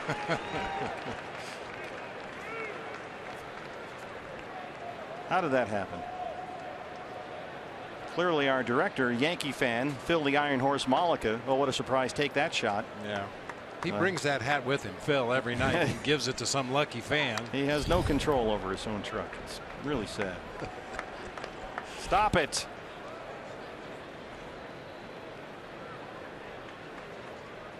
Dave Henderson, after played with that '86 Red Sox team, played a year, well, part of a year in San Francisco, then had a bunch of 4 or 5 really good years with Tony La Russa on those Oakland A's teams in the late '80s and '90s. In fact, he was an all-star in '91. Darno knocks it the other way, a base hit.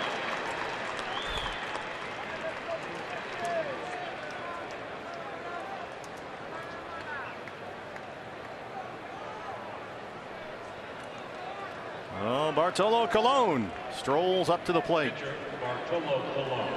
No bunt this time.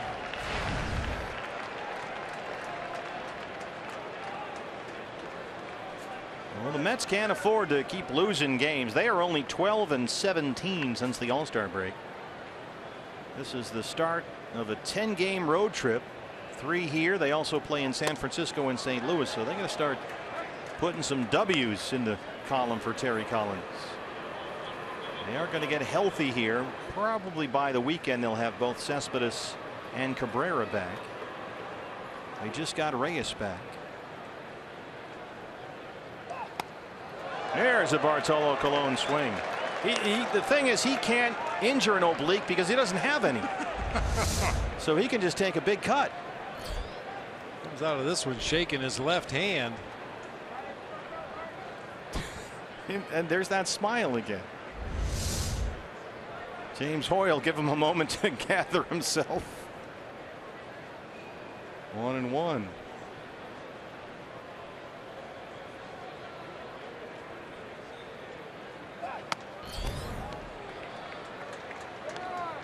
Somewhere right now, James Shields is rooting for Bartolo to go deep. To get him off the hook? Get him off the hook. He's going to want Bart to play as long as possible.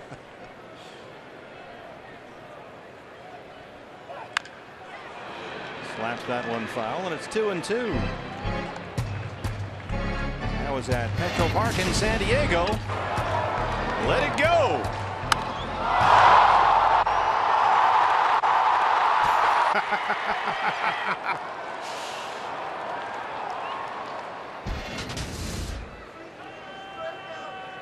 Robbie now up to 80 pitches, 54 strikes.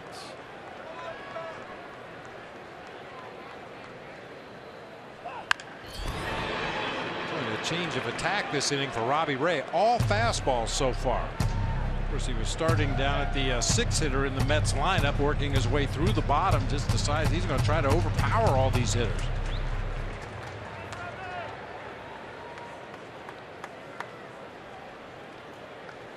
One home run in 19 years in the major leagues.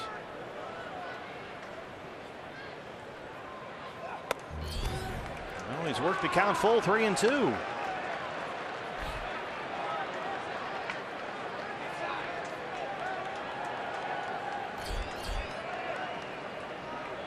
Reyes would be next. Goldie will play behind the runner, Darno at first. He'll be off for the pitch. 3-2 to Bartolo Colon. He walked him.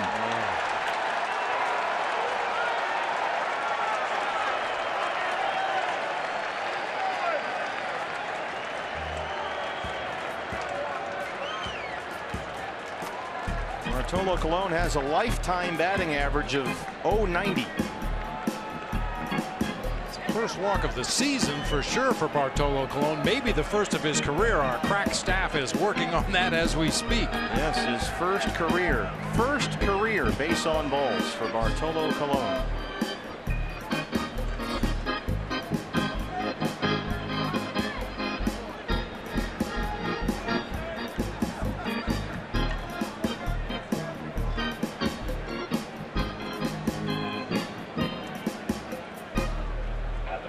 shortstop Jose Reyes.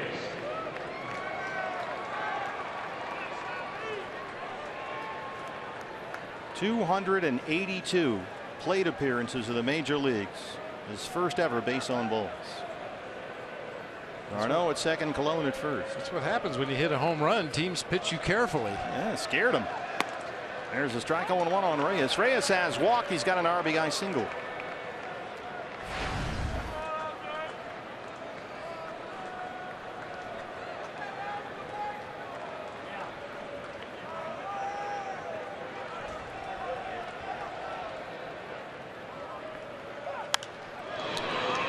That'll reach the seats.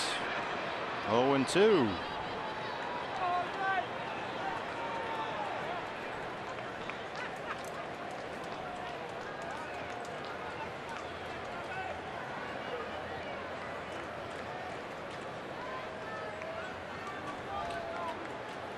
"19 years in the big leagues, gets his first homer and walk in the same season." When he's 43. How does that work? It took him a while to get his timing and rhythm.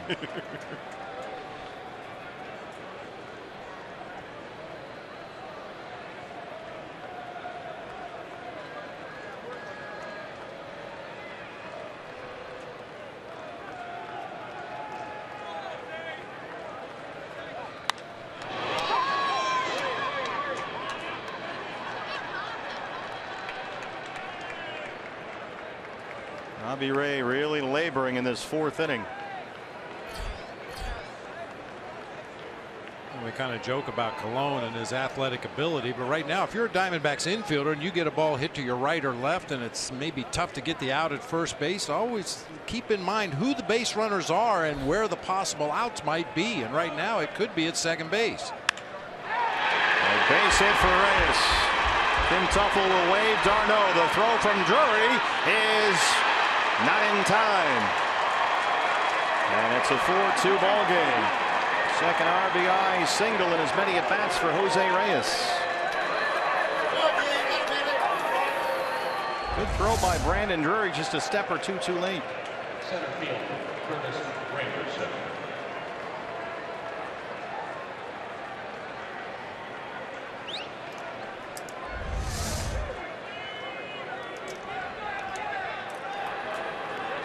So that's where the walk to the 090 career hitter really hurts you, and this inning in which he's already thrown too many pitches will continue.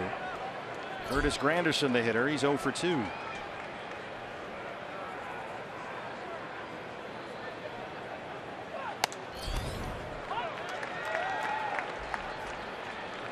Bullpen will start to get busy for the Diamondbacks.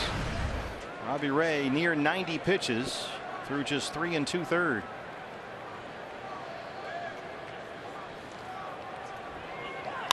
Goldie has it at first, and the inning ends, but the Mets get one back. Diamondbacks have a 4-2 lead.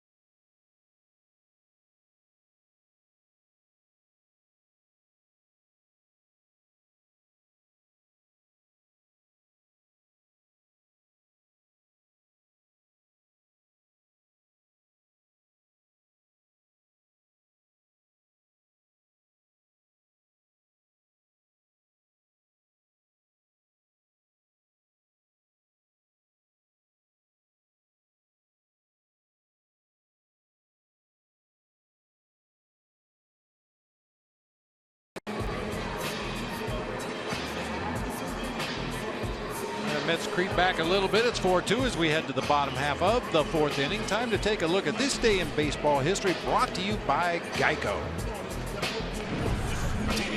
Come on. Every time it's either a catcher doing something good or a manager getting ejected. Well, this is good, though. He got ejected twice in one day. A doubleheader, got thrown out of game 1, and then during the lineup card exchange for game 2, Ron Luciano threw him out again. You are a liar, Earl. You're a liar. Earl Weaver celebrated a birthday yesterday. Maybe he was a little hungover on August 15th, 1975 after celebrating back then. Bartolo Colon, his first career base on balls in his 19th major league season, leads to a Reyes RBI single. So it's a 4-2 ball game now as Michael Bourne leads off the home half of the 4th. Bourne, Goldie, and Lamb 2, 3, and 4 against Colon. Michael Bourne singled and scored in the first inning. He's 1 for 2.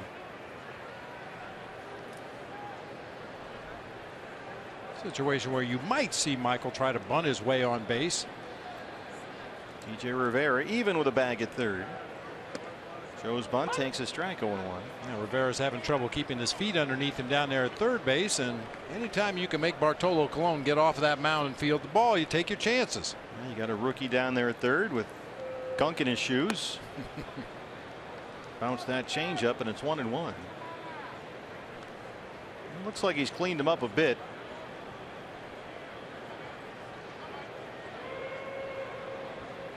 Not getting a whole lot of traction down there.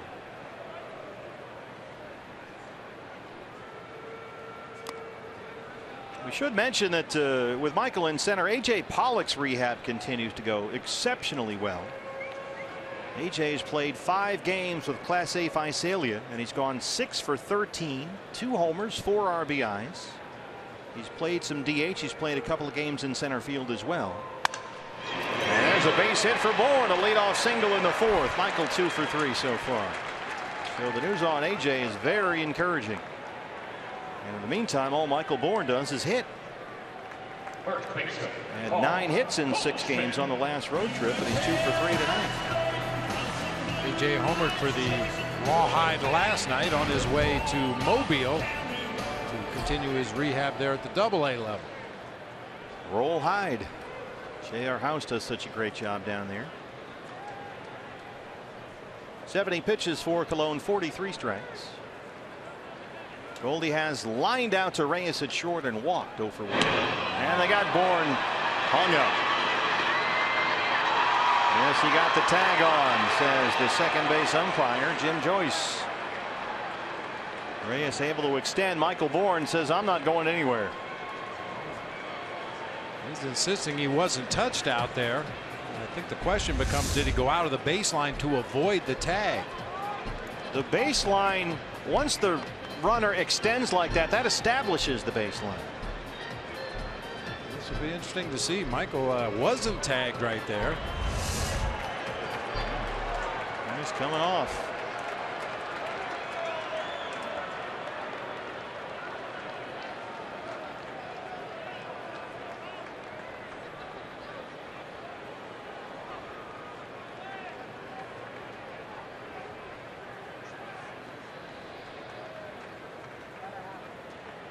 That's a caught stealing. 1-3-6 on the putout. Goldie fouls that away, and it's 0-1. You know, we talk all the time about rundowns, and this is actually executed properly. Watch Flores come off the bag and run as hard as he can right at Michael Bourne. That forces Michael to turn and run to get away from him. You deliver the ball to the middle infielder, and Michael's got no choice but to go out of the baseline to avoid the tag. You really couldn't see from that angle if he definitively touched him or not. The jersey was kind of flapping there.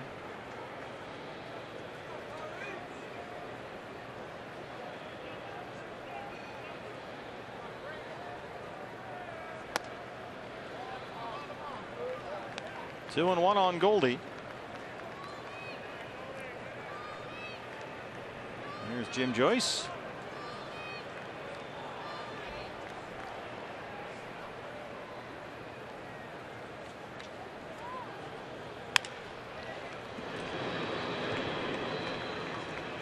It's the 11th time this year that a Diamondbacks runner has been picked off and caught stealing. That's the most in the National League. Now we know a lot of those are in situations where the runner thinks they have something on the pitcher and just turns and takes off for second base. We've seen that happen numerous times this year for the Diamondbacks. You live by the sword, you die by the sword occasionally.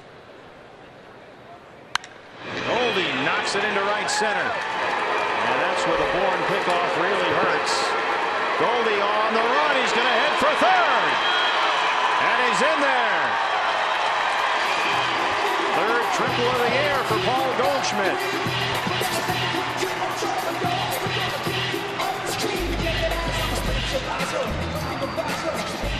Confusion out there in right center between Bruce and Granderson. Goldie just kind of flicked that ball out into the gap in right center field. Bruce looked like the closest defender to the ball, but he just kind of gave way and let Curtis Granderson take it. Grandy thought that Bruce was going to pick it up. In the meantime, Goldie's busting it around the bases and ends up at third. Well, you wondered earlier in the ball game as Terry Collins comes out to talk to Bartolo Colon. You said, will there be a triple? Well, there you go. And depending on what happened at Coors Field today, the Chase Field has now given up 44 triples this year, tied with Coors Field. AT&T Park in San Francisco, third on that list, all three in the National League West. Big outfields in this division.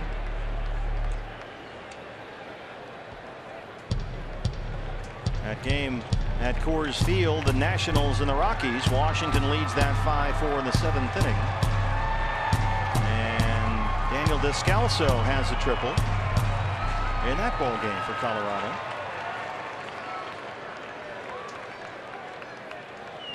Jake Lamb has an RBI single. He has scored a run, 1 for 2. Goldie at third, 1 out. Infield creeps in for the Mets.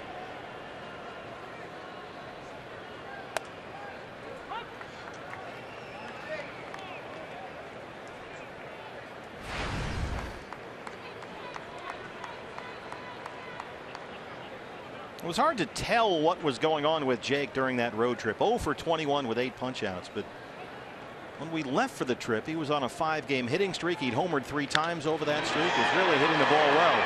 Gets this one way up in the air, deep right center. Granderson has it. Here comes Goldie, and it's 5-2 Diamondbacks. The RBI for Jake Lamb is second tonight. And that's Tacos.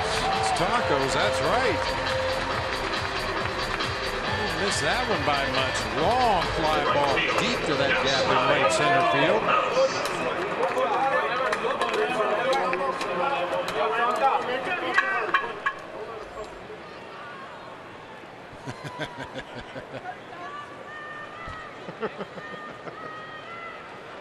That's Manny Tomas.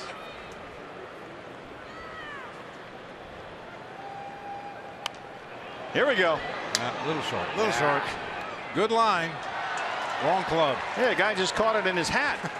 Wearing an ASU Sun Devil shirt down there.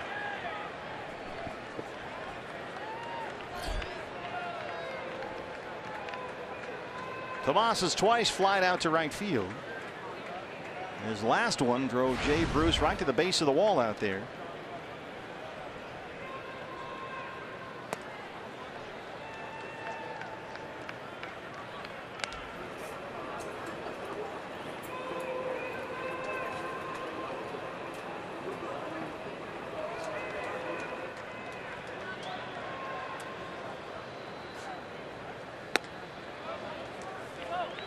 He did not go, says Marvin Hudson. 2 balls and a strike on Tomas. 80 pitches for Colon, 49 strikes.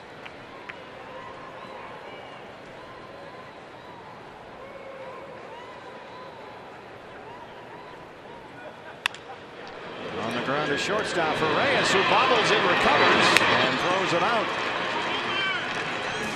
But Goldie triples. Jake Lamb gets him home. Diamondbacks have a 5-2 lead.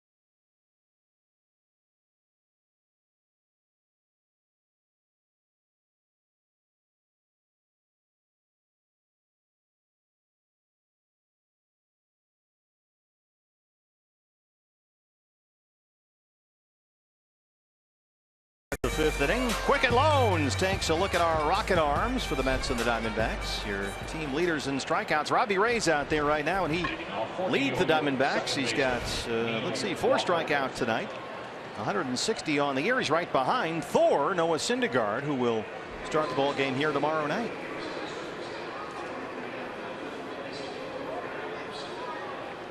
That's up against Braden Shipley. Then it's Zach Godley and John Neese in the series finale Wednesday. Neil Walker leads off the Met fifth. Walker, Bruce, and Flores 3, 4, and 5 against Robbie Ray.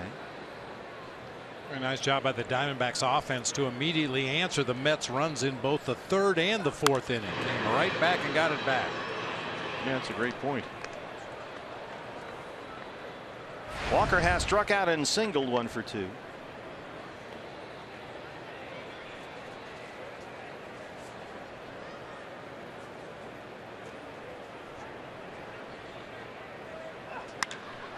He hammers it to Drury. And right there, 1 down.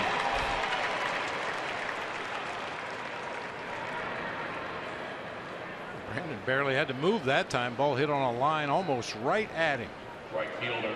Jake Lamb at third base will jog over to second base, and the Diamondbacks will put the shift on for Jay Bruce, who has singled and flied out.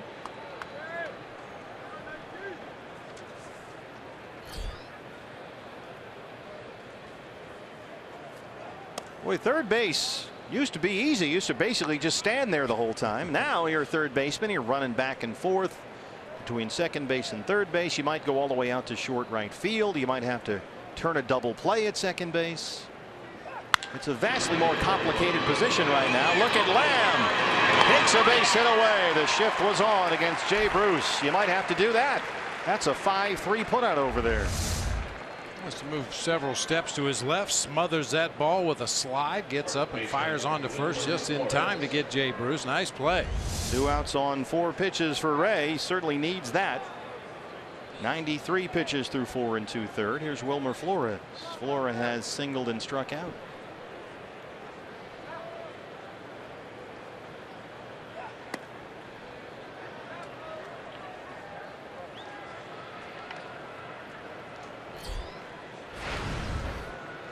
Flores homered yesterday in the Mets win over the Padres at Citi Field.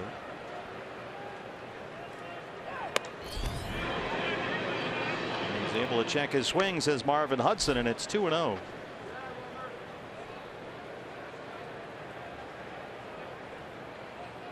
With 4 pitches to get 2 outs here in the 5th inning. It took Robbie Ray 29 pitches to get through the 3rd and 28 to get through the 4th. He could use a quick one.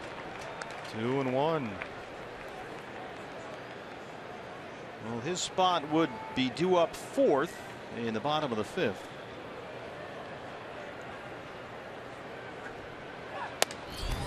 .95 blows it by Flores, and it's 2-2. Robbie so far tonight has walked 2. He struck out 4. Giving up 2 runs on 7 hits.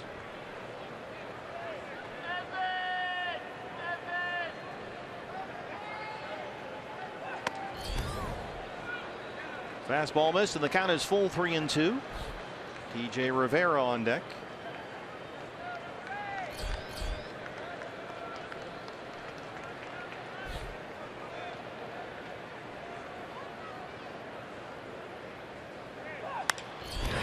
This it over the head of Segura, and it dunks into right center. A bloop 2-out single by Wilmer Flores, his 2nd hit tonight.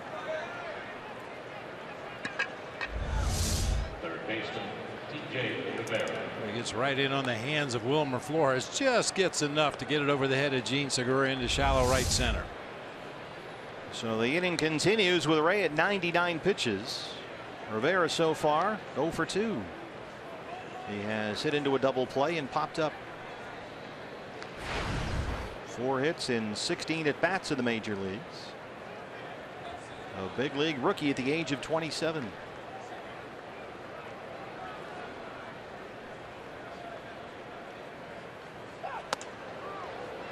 Fastball moves him off the plate. 1-0.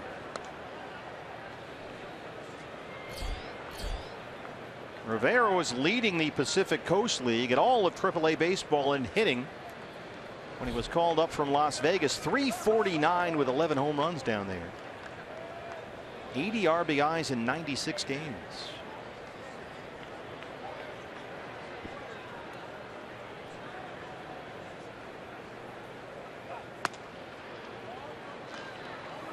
Bullpen will get busy now with Robbie Ray over 100 pitches. That changeup missed. Daniel Hudson warming up in the Sanderson Ford bullpen.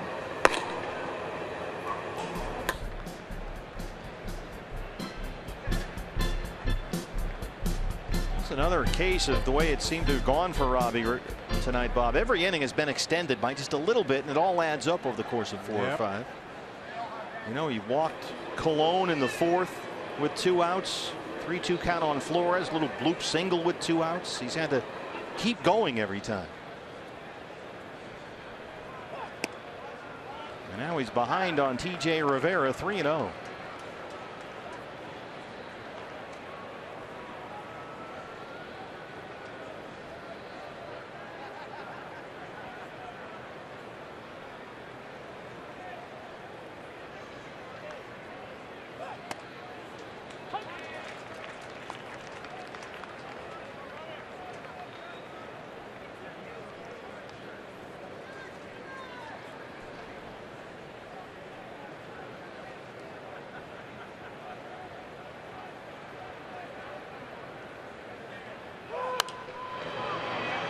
Full count, 3-2.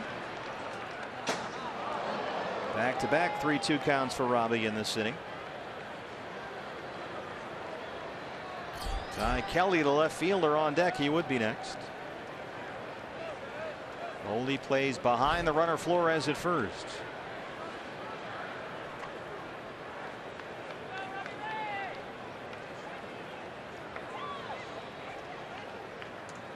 There goes Flores, and Rivera fouls that one over the radio booth, and we'll do it again.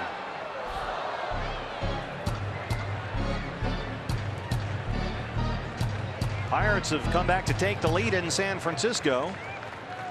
3-2 Pittsburgh over the Giants. They're in the 4th. Rockies are trailing the Nationals at Coors Field 6-4. Padres 8-2 losers in Tampa Bay today. Another 3-2 to TJ Rivera. Flores takes off again, and that's fouled off again.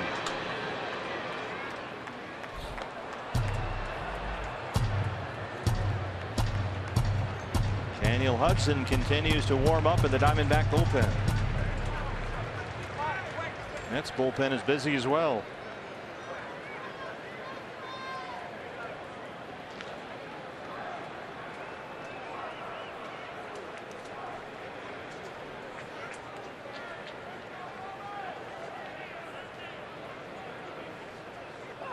Got him. Robbie Ray finishes off the Mets in the 5th with his 5th strikeout. He's got a 5-2 lead.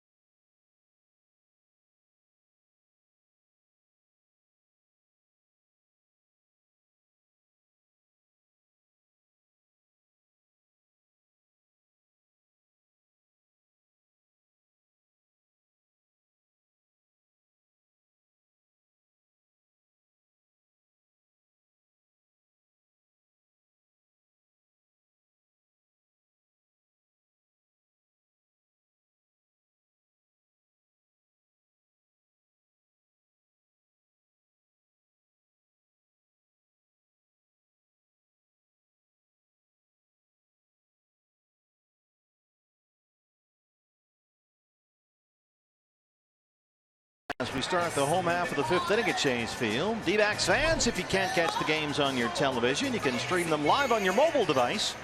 Just use the all-new Fox Sports Go app. Download the app and take Fox Sports Arizona and Diamondbacks baseball with you wherever you go.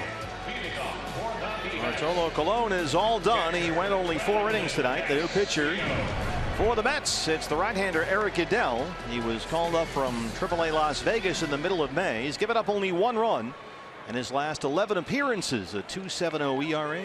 We saw him twice at Citi Field on that last road trip. A total of 2 innings pitched for Goodell. Struck out 1, walked 1, otherwise zeros across the board. Wellington Castillo, who has singled, doubled, knocked in a run, and scored a run, leads off the 5th. So a relatively short night tonight for Big Bart, who goes only 4, gives up 5 runs on 9 hits. No way he can possibly get a win, so the record against the D-backs stands intact. Yeah, good point. Still the only team he has never beaten in his career.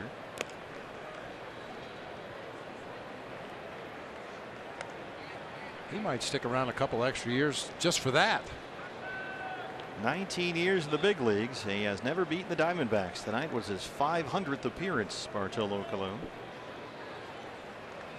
Only 17 pitchers in Major League history have beaten all 30 teams, 30 existing teams right now. Castillo 3 for 3. He bangs it into the left field corner. We are in full beef mode tonight. His second double, his 17th of the year. Drive of the bus, leads off the 5th.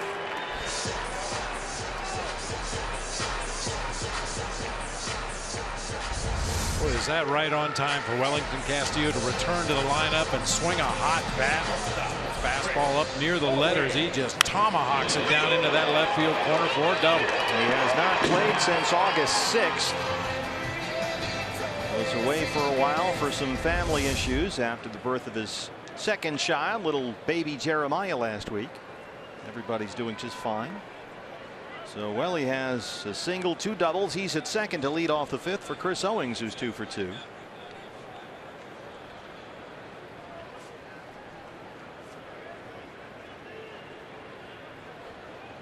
Co has been right on the money and right on the barrel with that right center field approach. An RBI single in the 1st, an RBI double and a stolen base in the 3rd. 12 for his last 22 at the plate with 5 runs batted in.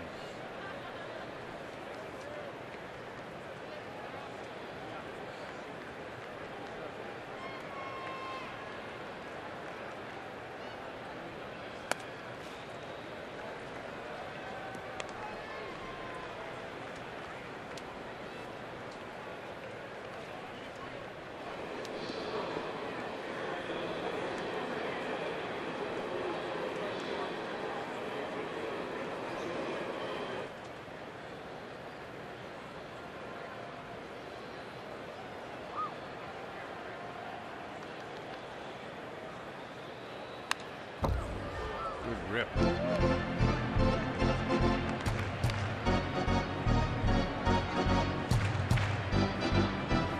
Chris has hit safely now in 8 straight games.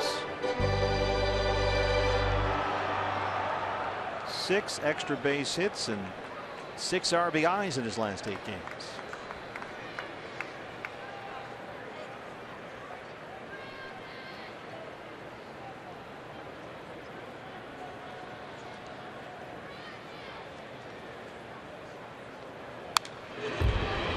Two.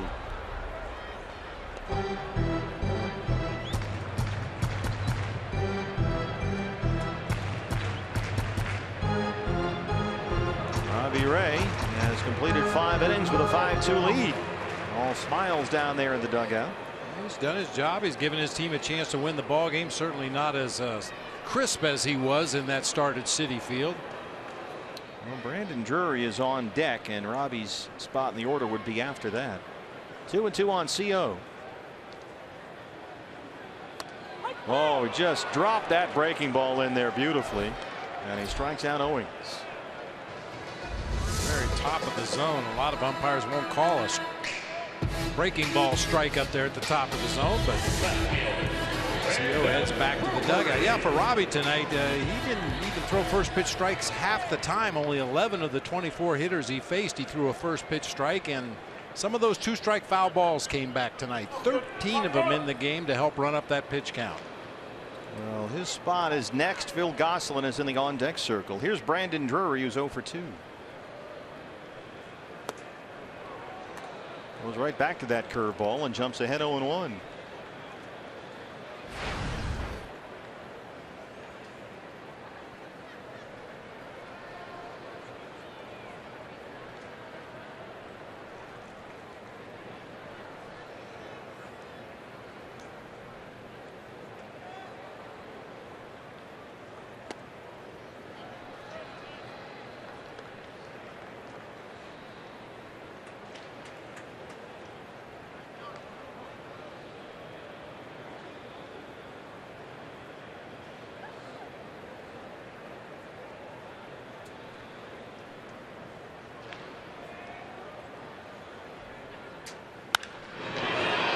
That one deep to right. Jay Bruce won't get there, and it one-hops the wall. Castillo will score, and it's 6-2 Diamondbacks. An RBI double for Brandon Drury.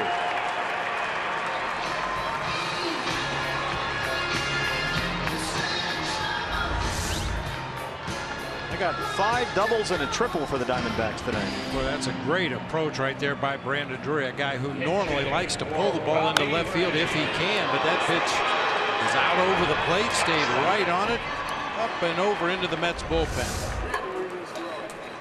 Second double in this inning given up by Eric Adell. Phil Gosselin will bat for Robbie Ray.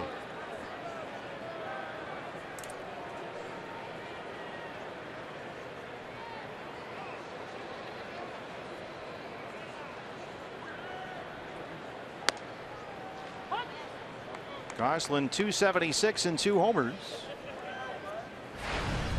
Phil had 3 hits and 10 at bats on the last road trip, including a start at first base in Boston when he went 2 for 5.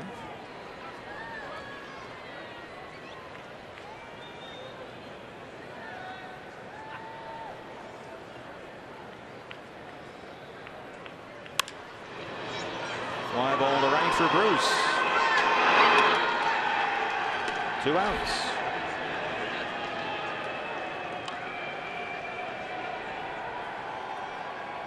Gene Segura.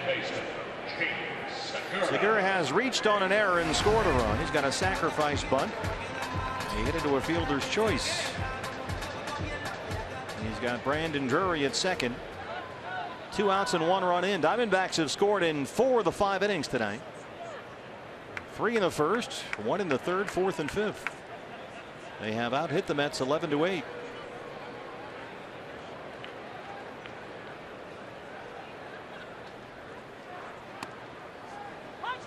He keeps going back to that first pitch curveball and stealing strikes.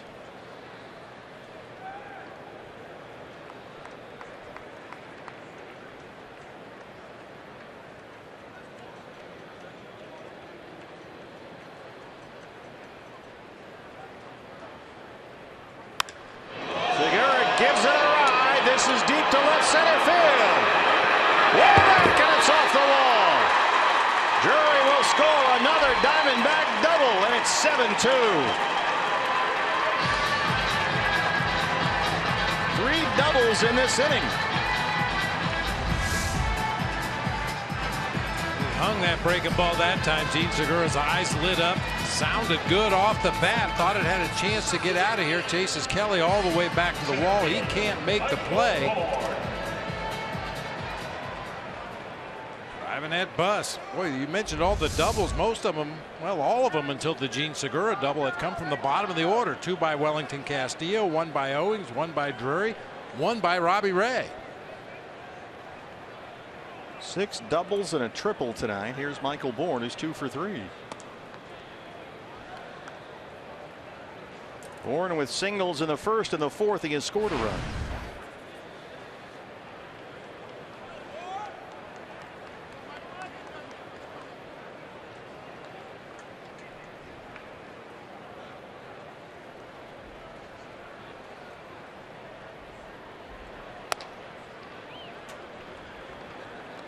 There is action again in the Met bullpen.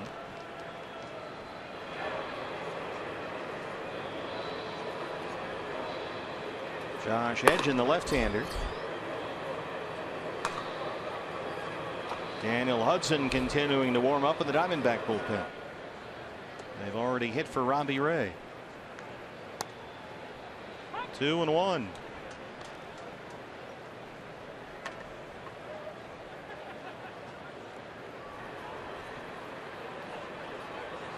This must seem like a flashback for Terry Collins to last week.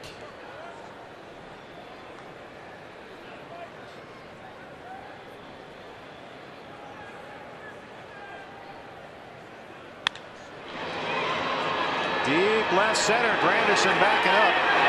And he runs it down, but the Diamondbacks add 2 more. We'll head to the 6th inning at Chase Field. They lead the Mets 7-2.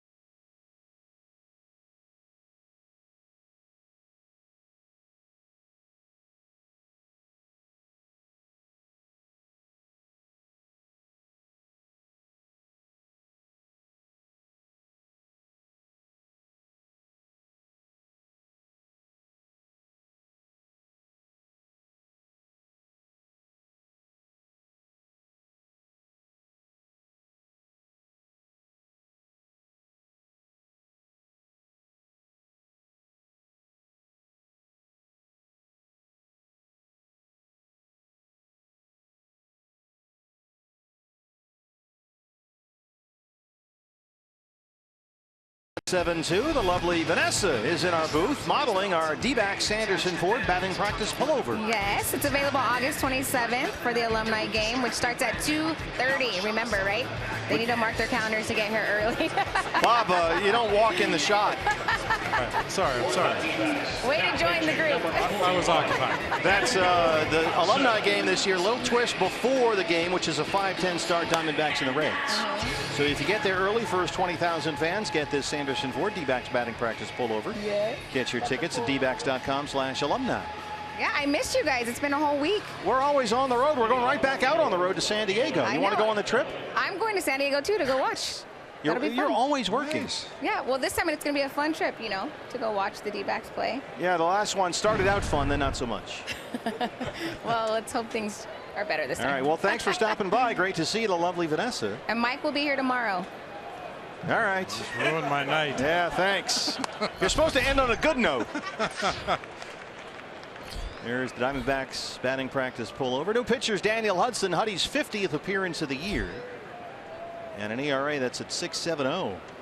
Ty Kelly leads off the Mets 6th. He's 0 for 2. Our thanks to the lovely Vanessa. And we should again thank the lovely Anthony, who filled in for Vanessa while we were at Citi Field in New York. He got some FaceTime wearing the Diamondback batting practice pullover. FaceTime wasn't quite the same, but yeah. But Anthony did a terrific job. Yes, he did. As he always does when we're in New York. 95 from Huddy, and it's 1-2 on Ty Kelly.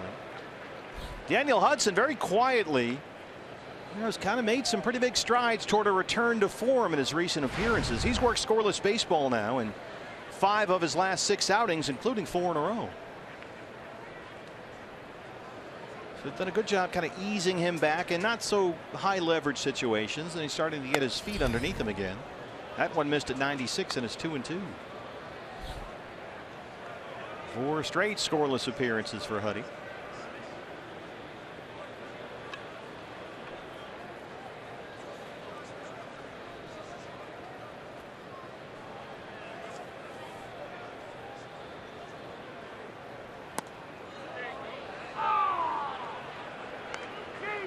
Took something off there, but missed, and the count is full. Kelly, d'Arnaud in the pitcher's spot, 7, 8, 9 here in the Mets 6th. d'Arnaud so far 2 for 2, a couple of singles. He scored twice.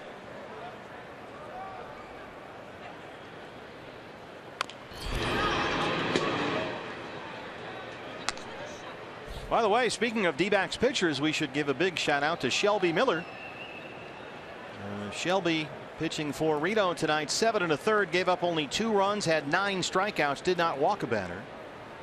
And Shelby is now 4-1 in 6 starts with the Reno Aces. So he continues to make progress at the AAA level.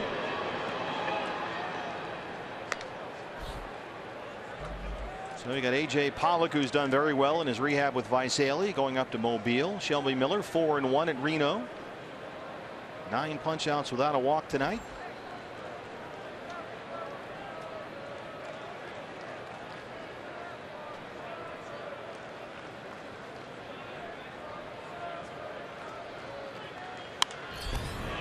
Kelly making Daniel Hudson work.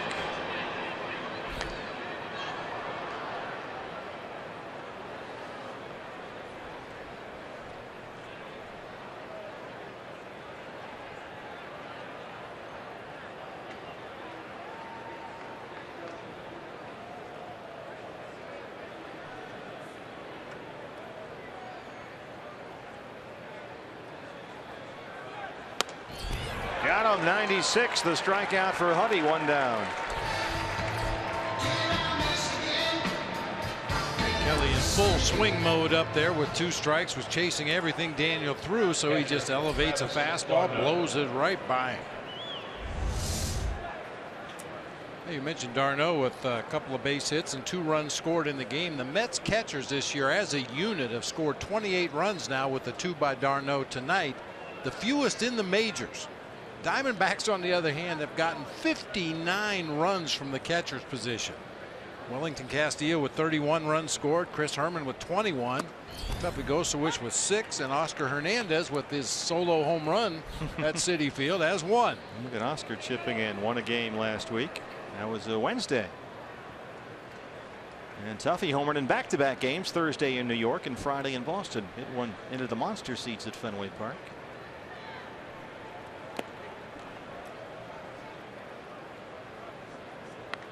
But Wellington Castillo activated today. Oscar Hernandez goes back to Double-A Mobile. It's great to get a look at Oscar. Yeah, he really does look like a different player this year. Very brief time up here at the major league level, but he didn't have that deer in the headlights look anymore. Oh, it looks no. like he knew exactly what he was doing.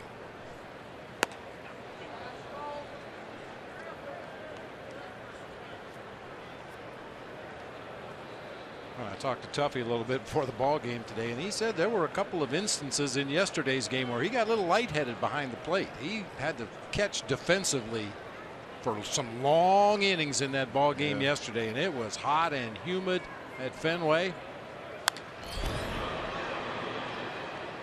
Yeah, the humidity on that whole road trip, with the exception of Saturday night when it actually got 68 degrees, I think. Yeah, that was a hot one, especially for the catchers.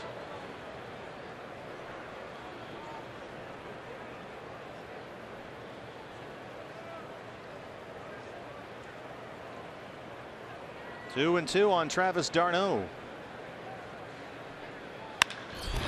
Base hit for d'Arnaud, his 3rd tonight. He's 3 for 3. Well, here's a guy who went hitless in 2 games against the Diamondbacks last week at Citi Field. But so far tonight at Chase, 3 singles. And Kelly Johnson will hit for the pitcher Eric Goodell.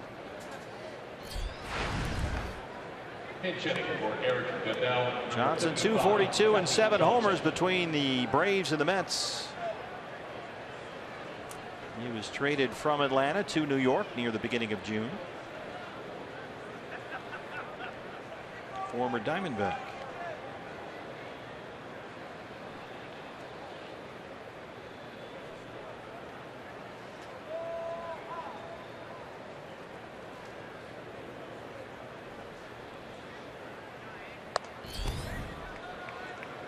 d'Arnaud tonight has scored both Met runs.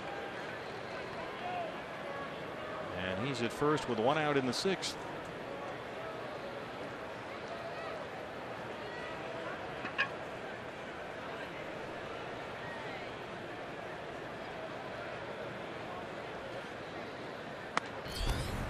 Two and 0 on Kelly Johnson. Wellington Castillo wants to talk it over. Johnson 37 plate appearances as a pinch hitter this year. He's only batting 176, but he does have 3 pinch hit home runs, and he hit a big one against the Diamondbacks last week. 9th inning off Jake Barrett to tie the ball game. That was absolutely blasted to way back in the 2nd deck. He has not had a base hit since.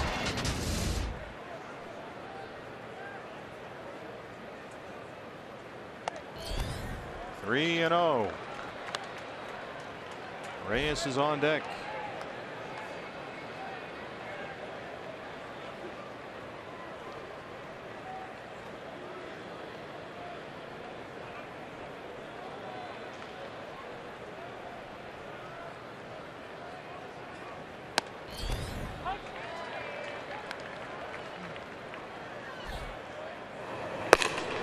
Steve Hathaway, the left-hander, starts warming up for the Diamondbacks. Got some left-hand bats coming up. Granderson and Bruce, couple of switch hitters as well with Reyes and Walker. Right behind Tom Goodwin at first, and there's Ernie No Doubt Ned. Nice. Ernie No Doubt Ned with one of the plays of the night. Our Golden Glover down the right field line. That's why we call him No Doubt. There was never a doubt about that one.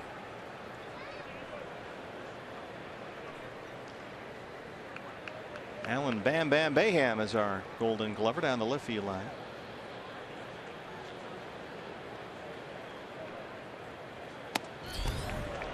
Oh, Huddy loses Johnson. So the Mets have something going here. 2 on and 1 out for the top of the order, Reyes.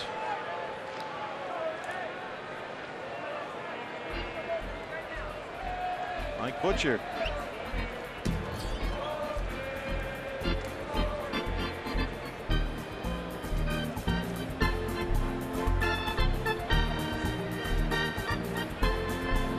I imagine when it goes off the rails as much as it has for Daniel Hudson this year, it doesn't get fixed in one outing or a couple of outings over the course of the week, or maybe even several weeks. It's going to take a while, but he's done very well. Scoreless baseball 5 of his last 6 times out. I mean, Daniel will be the first one to admit he wasn't throwing the ball extremely well, making a lot of mistakes over the middle of the plate, even with the velocity in the upper 90s. Major league hitters are going to punish you if you make mistakes in the strike zone. But he had a lot of tough luck, too. A lot of ground balls that snuck through the infield, a lot of jam shots that floated over the infield. There's a bounce at a shortstop. Segura turns the double play. They get 2. There's the double play ball Huddy was looking for. Good meeting. Reyes hits into the 6-4-3. That ends the inning. Diamondbacks lead the Mets 7-2.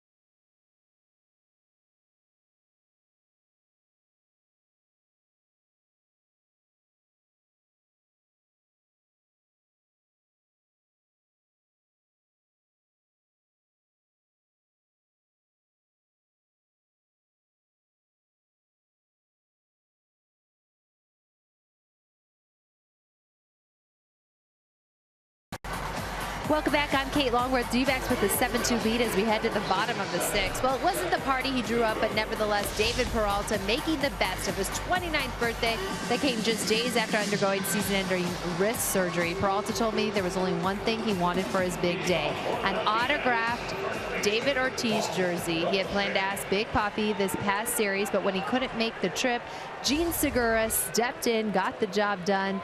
Peralta proudly showed it off in the clubhouse, but more impressive was the fact that he was back in the clubhouse so early after the season. David told me the wrist feeling better. He'll keep it in that brace. He's just happy to be back among the team. Good to have him back, certainly. New pitcher for the Mets. The right-hander Seth Lugo made his major league debut earlier this summer, July 1st. Just recalled from AAA Las Vegas a couple of days ago. And he'll face Paul Goldschmidt to open up the 6th.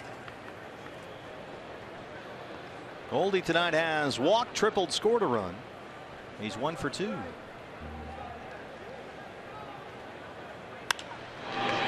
Base hit. Dunks it into right center. A leadoff single.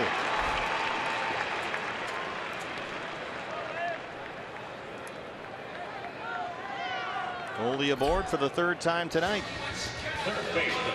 The ball's hit right on the button, lined out to Reyes at short his first at bat, drew a walk in the 2nd, tripled to the gap in right center in the 4th, and then that soft floater over the head of the 2nd baseman. Have a night. Now 13 hits for the D-backs, brings up Jake Lamb.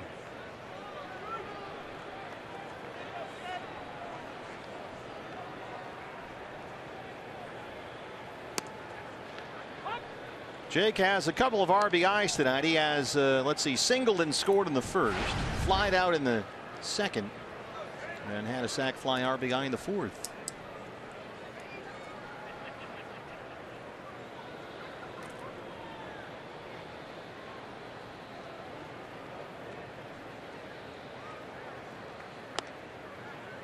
One and one.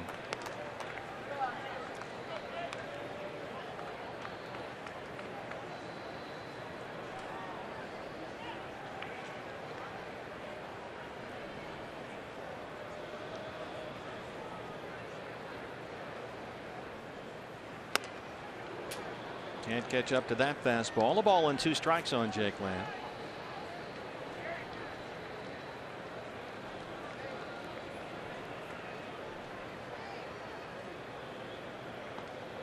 Steve Hathaway, the left-hander, still warming up for the Diamondback bullpen. Mets will have left-handers due up in the 7th. Curtis Granderson and Jay Bruce sandwiched around the switch-hitting Neil Walker. Fastball missed, 2-2.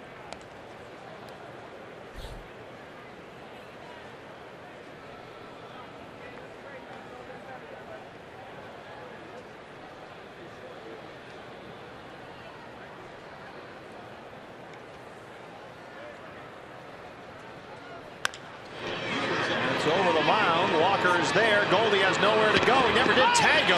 And Flores drops the ball at first. Everybody's safe. Walker finally gave up on Goldschmidt, trying to get the out at first, and Flores, who's over there for James Loney, couldn't scoop it up. He actually plays that ball right. Stop that runner between 1st and 2nd, get him going the other direction, and then throw on to 1st for the out. But his throw to first base was in the dirt to Wilmer Flores. Diamondbacks end up with both runners safe. Yeah, ideally, you freeze the runner between 1st and 2nd, throw to first base for the force out, and then get the other runner caught in a rundown. But that time the Diamondbacks spoiled that plan. Chance for Yasmani Tomas. Tomas so far 0 for 3. They put another error up on the board for the Mets.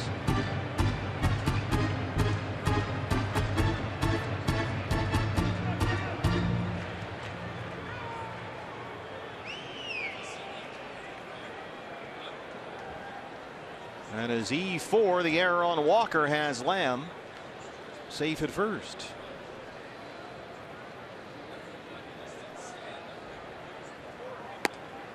Tomas can't check, and it's 0-1.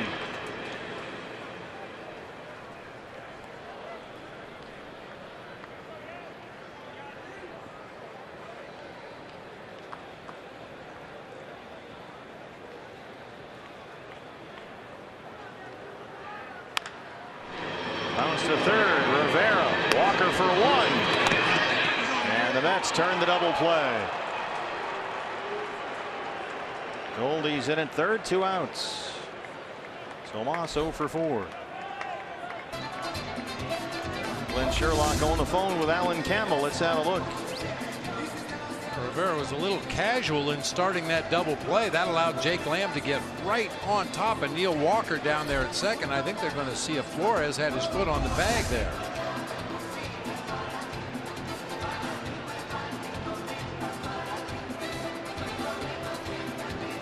Come on in.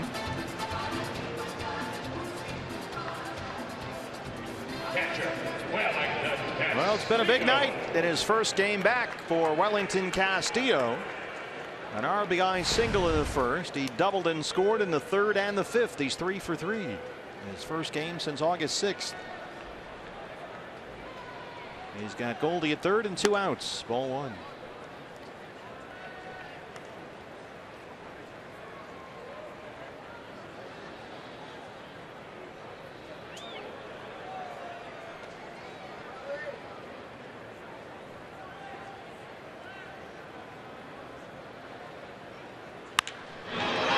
For 4, and it's 8-2 Diamondbacks. Everybody here tonight in beef mode. What a return for Wellington Castillo. Hey fans, when the D-backs win, you win at Papa John's. The day after every Diamondbacks win, you get 50% off your regular menu price online order at Papa John's. Enter promo code DBACKS50 at papajohns.com. Stay hot, Welly. Wow. 2 singles, 2 doubles. He's knocked in 2 runs. Chris Owings. Wellington with 4 hits has tied his career high. Chris Owings 2 for 3, a single, a double. He's knocked in 2.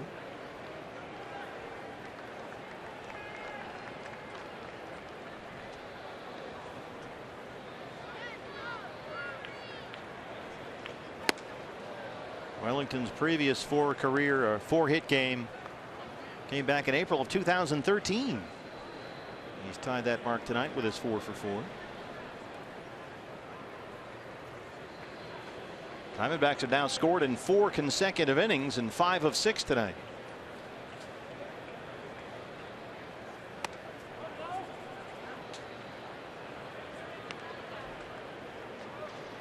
Three in the first, 1 in the third, 1 in the fourth, 2 in the fifth, now 1 in the sixth. They have out hit the Mets 14-9.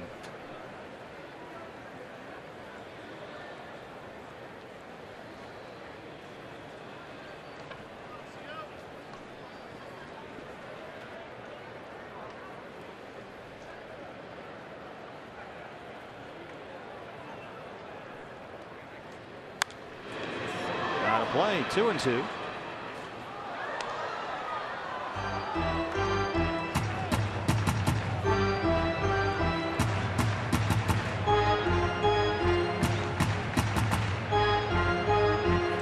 Rockies game's now gone final. Nationals won at 5-4, so the Mets need this one. They're 10.5 back of Washington in the National League East. Mark Melanson the save for the Nats. Hard to short for Reyes. They go the short way for the force on Castillo. And that's the inning. Diamondbacks get one more. They lead the Mets 8-2.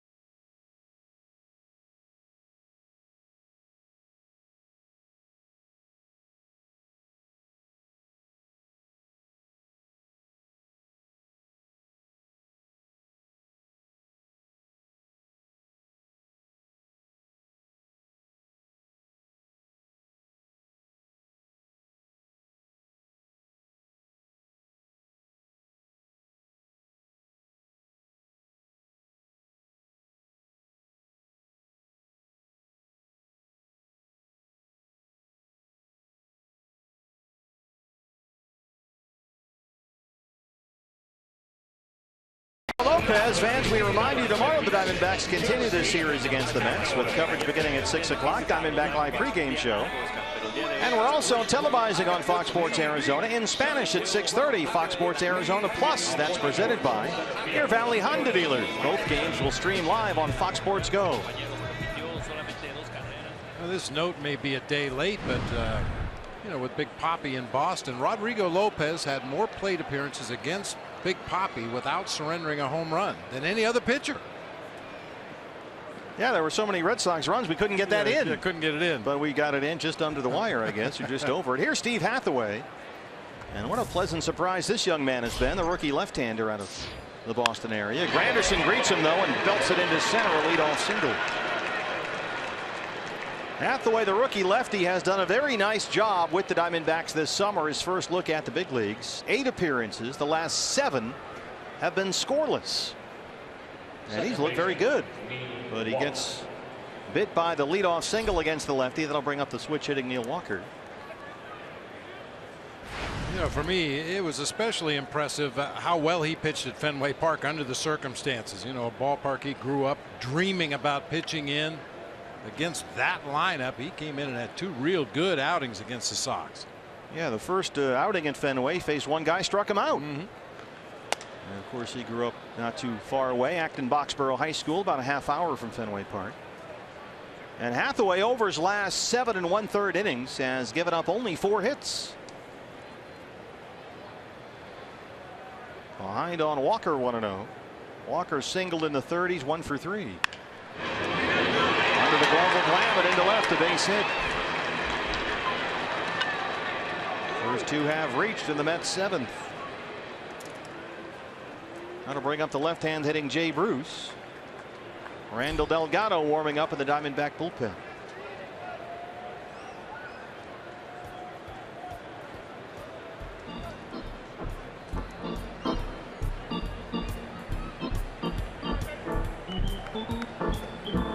Well, Chip Hale has said that they want to find out who's going to be part of that 2017 bullpen over the course of these final 7 weeks. And boy, Steve Hathaway sure looks like a strong candidate right now.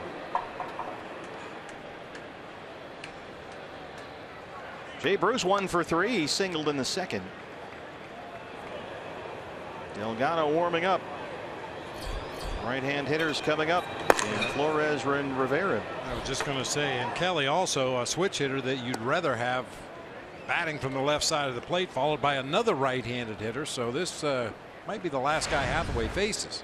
He's had a lot of luck rolling ground ball outs. Let's see if he can get a double play right here.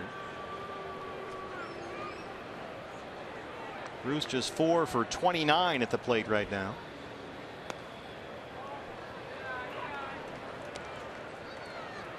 But Steve is behind 2-0. Bruce is hitting only a .152 with the Mets since his trade from Cincinnati August 1st.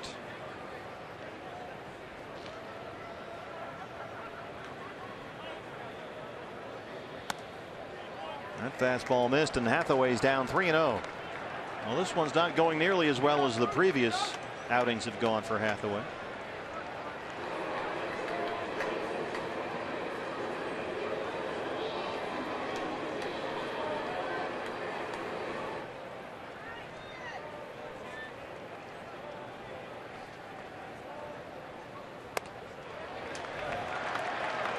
Two singles and a walk. They're loaded with no outs.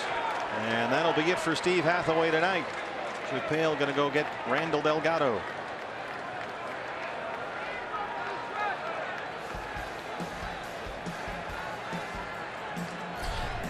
Diamondbacks have an 8-2 lead, but the Mets have the bases full with no outs. Back in a moment.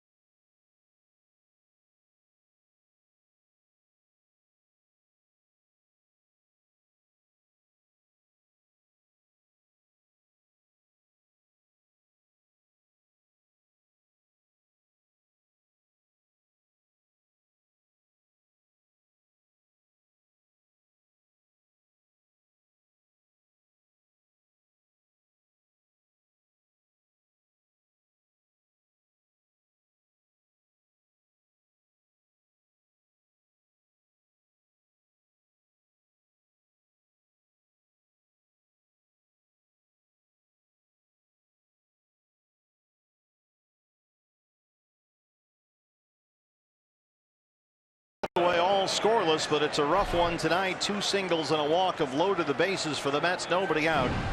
And Randall Delgado inherits the mess. 54 appearances, a 4.42 ERA. He worked both Saturday and Sunday in Boston. Curtis Granderson is the runner at third. Neil Walker at second and Jay Bruce at first. The bases are full for Wilmer Flores, who has singled twice tonight, 2 for 3. And there's a strike 0-1.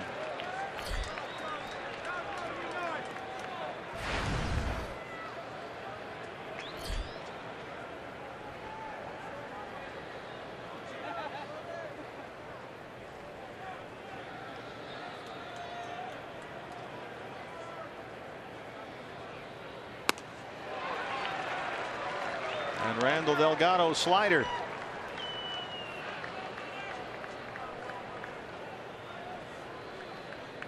That's been the long developing third pitch for Randall Delgado. He's always been primarily a fastball changeup guy. But that slider has improved over the last couple of years.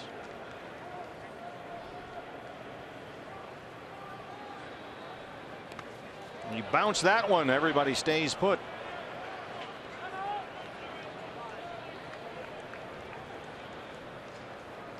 Now, this is one area where the Diamondbacks really need to see some improvement next year, allowing inherited runners to score.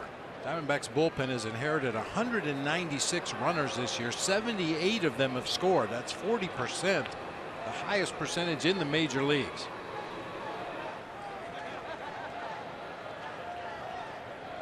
One and two on Wilmer Flores.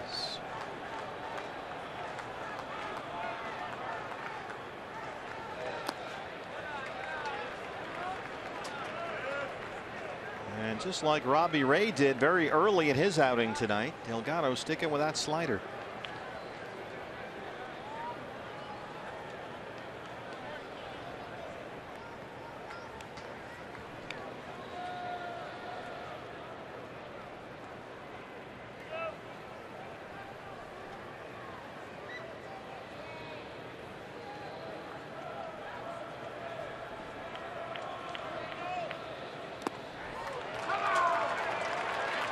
Trying to change up that time, and it's a full count, 3-2. DJ Rivera on deck.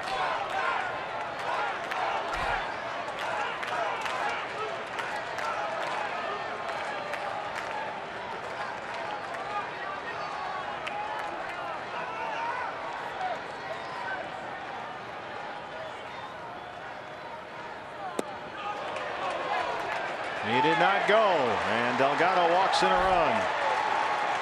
First four have reached in the Mets' seventh.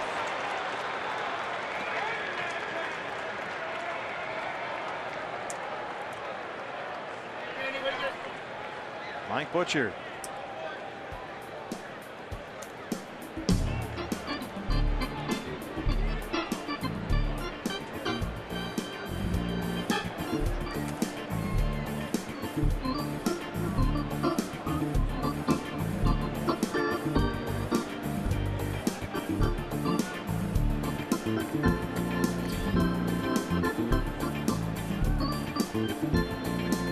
Two more here at Citi Field against the Mets on this brief 3-game homestand.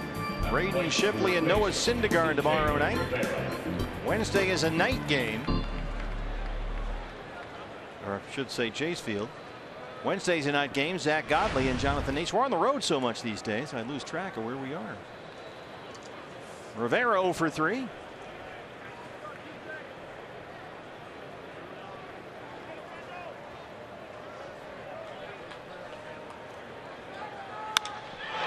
Drives it to Bourne and backs him up in center.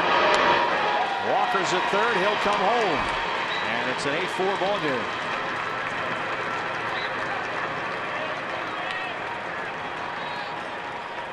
Bruce moves into third.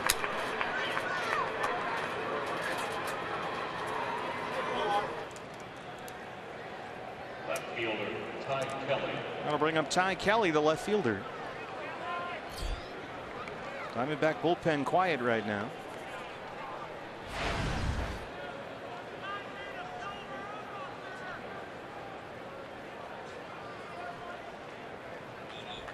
Kelly 0 for 3. He has struck out twice. Bruce is at third. Flores at first.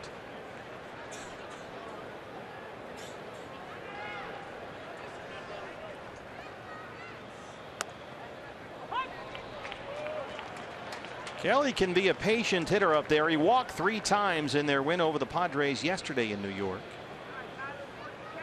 He's been up and down from the minor leagues 3 different times this year.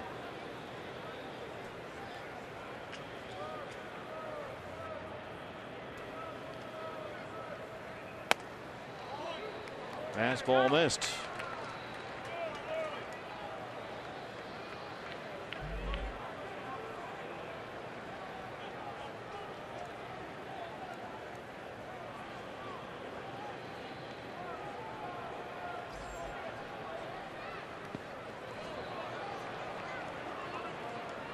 Castillo's been busy this inning blocking sliders and changeups in the dirt.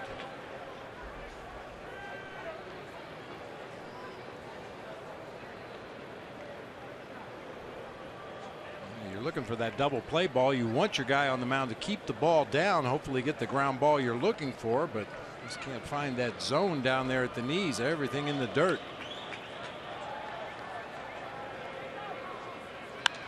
2-1 is fouled back.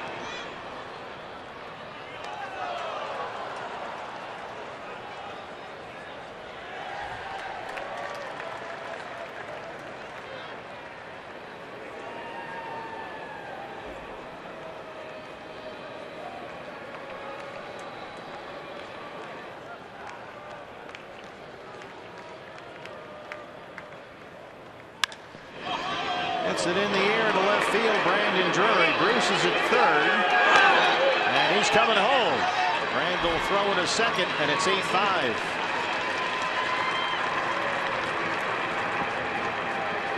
So all 3 base runners put on there by Steve Hathaway have come in for New York, and the Diamondbacks lead is 3. It was a wise decision that time by Brandon Drury, a guy that hasn't played that much outfield in his career. He looked like he was going to wind up and try to throw the runner out of the plate. He had very little chance of that happening. So instead of doing that, he held the ball, fired it into second to hold the runner at first base, keep him out of scoring position. A 3-run New York 7th. 2 outs. Flores the runner at first. Travis d'Arnaud the catcher is 3 for 3. 3 singles.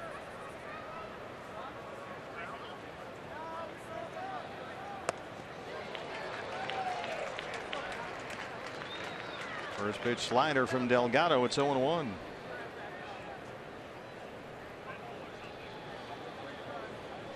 Bases loaded, walk, and 2 sacrifice flies for Randall so far.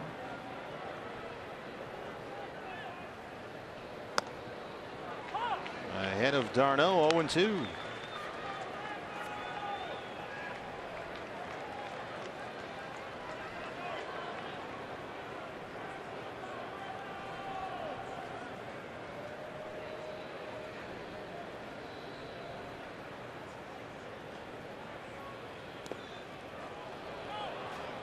Pitcher's spot is coming up next for the Mets, and James Loney has come out in the on-deck circle.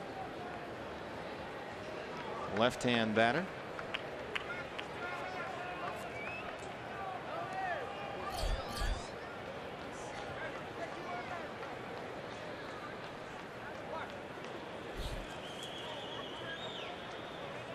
Enrique Burgos just about ready in that Diamondback bullpen. A 1-2 to d'Arnaud. Wow, that just ate him up. But the Mets get 3. We stretch at Chase Field. D-backs lead at 8-5.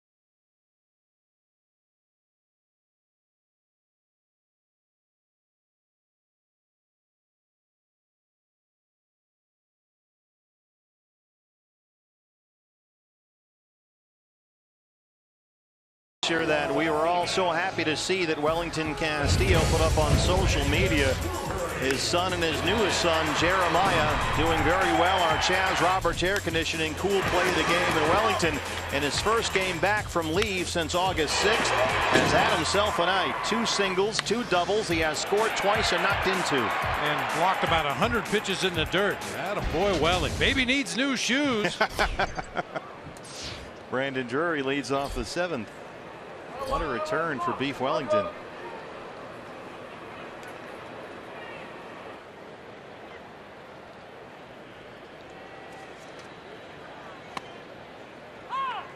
Brandon had an RBI double and scored a run his last time up. He's 1 for 3. Seth Lugo back out there, the right-hander for the Mets. Their bullpen is quiet right now. Pitcher spot is up next. Ricky Weeks Jr. in the on-deck circle with Enrique Burgos ready in the bullpen.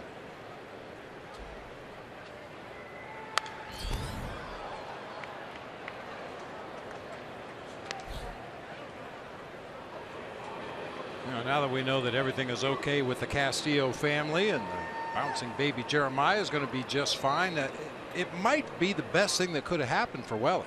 He needed a kind of a mental break. I know there were some tense moments there, but I think you're right. You know, and physically too, it was hot and humid in both New York and Boston. Wellington would have been catching at least 2 games in each one of those series and probably benefited a little bit from the time away. And I'm sure it benefited Oscar Hernandez as well to get up here and hit a home run. And Tuffy to get some more playing time, get some more at bats. Ricky Weeks Jr. hits for the pitcher Delgado. You saw Randall in the dugout there going over his outing with Mike Butcher. Ricky 243 and 6 home runs.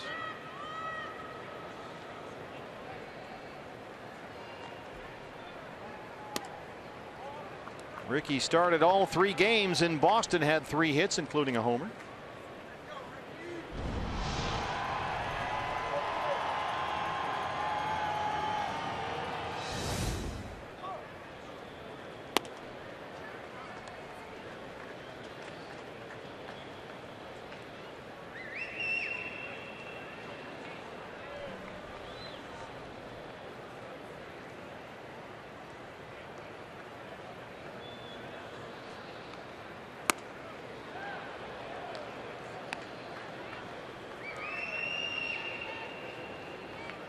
Pirates now lead that game at San Francisco 6-4 over the Giants. They're in the 7th at AT&T Park.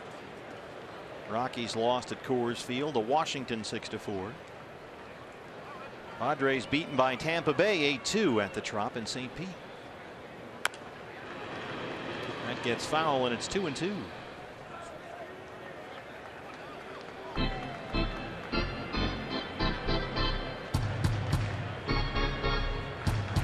Noah Syndergaard, he'll start here tomorrow night against Braden Shipley. Diamondbacks ran wild on Syndergaard Thursday afternoon in New York. He has really struggled as of late.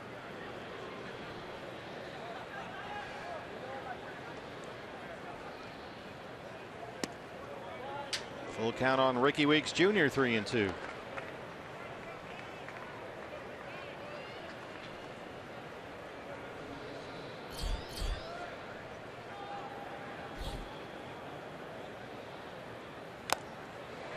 Darno hangs on, and Lugo has 2 strikeouts in the inning. That brings up Gene Segura. There's Braden Shipley, who starts tomorrow night. Already 2-1 to begin his major league career. Segura had an RBI double his last time up.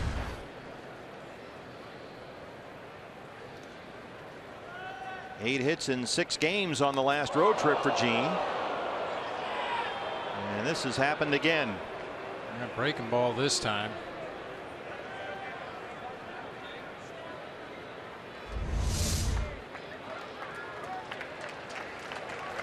Oh, got him on the back of the wrist. Just missed the bill of his helmet that time.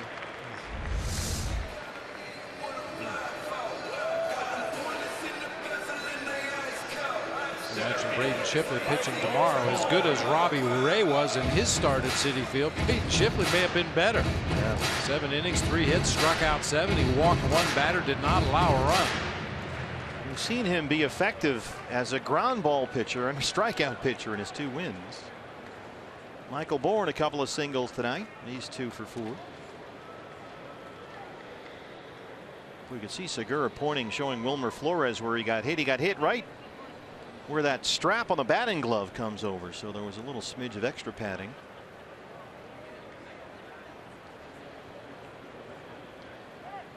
Segura heads for second. No throw from d'Arnaud, and Jean is in there. His 23rd stolen base.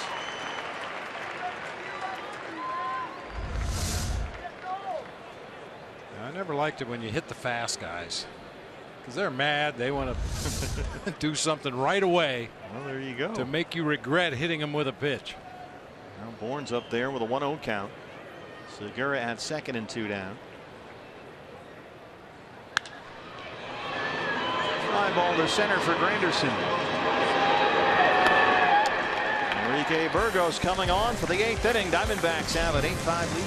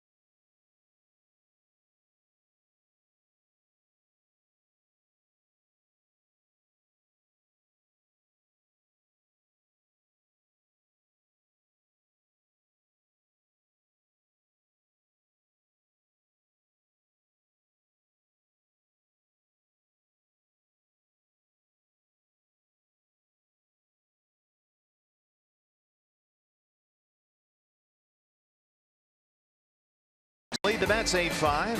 Set for the top of the 8th inning. In the first of the 3-game series here against New York. New pitcher for the D-backs is Enrique Burgos. 25 games this year and a 2.77 ERA. He pitched a scoreless inning with 2 strikeouts yesterday at Fenway Park, and has pitched scoreless baseball over his last 7 appearances, and during that time he's given up just 4 hits. Pitcher spot will lead it off for the Mets. Alejandro Diaz will hit for the pitcher.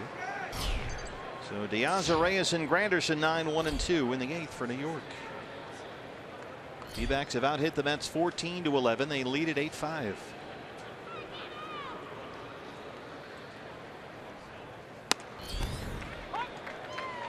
Alejandro Diaz, 188 with 3 homers. He's not hitting much of anything as of late. 3 for his last 33 this month. 10 for 41 as a pinch hitter for Terry Collins. That includes a home run.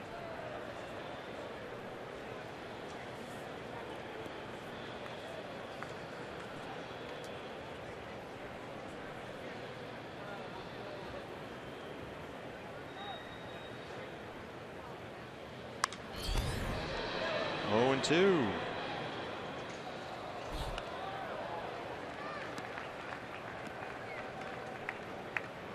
Pirates have opened up a 7-4 lead now in San Francisco. They're in the 7th.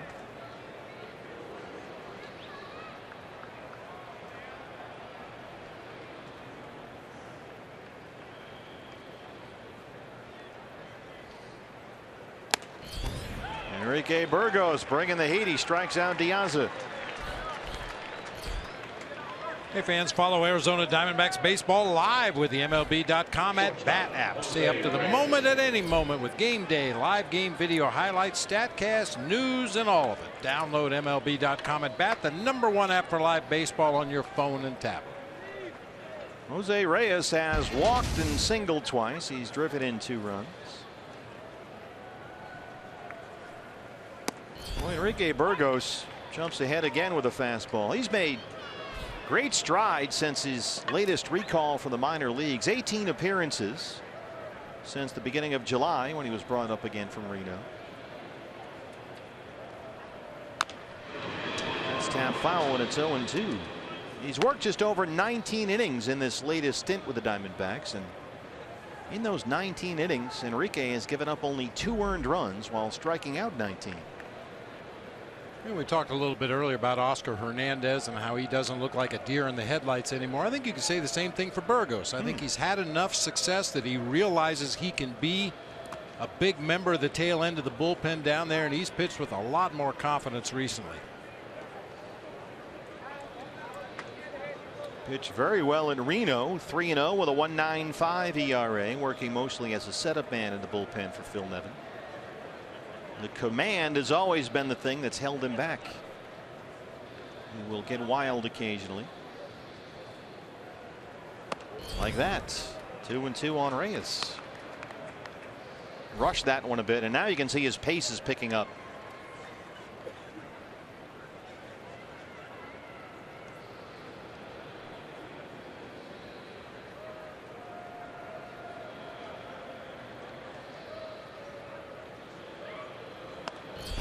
It's Reyes to chase the fastball. Burgos 2 strikeouts in the inning. And he'll work to Curtis Granderson.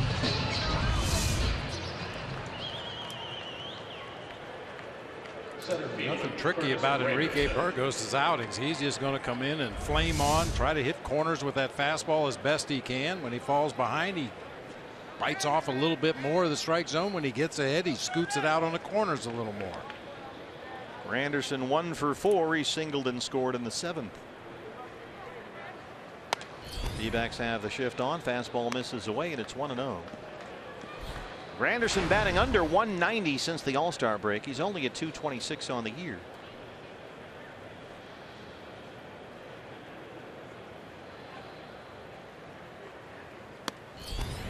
Well, Enrique Burgos has got it working tonight. 1-1.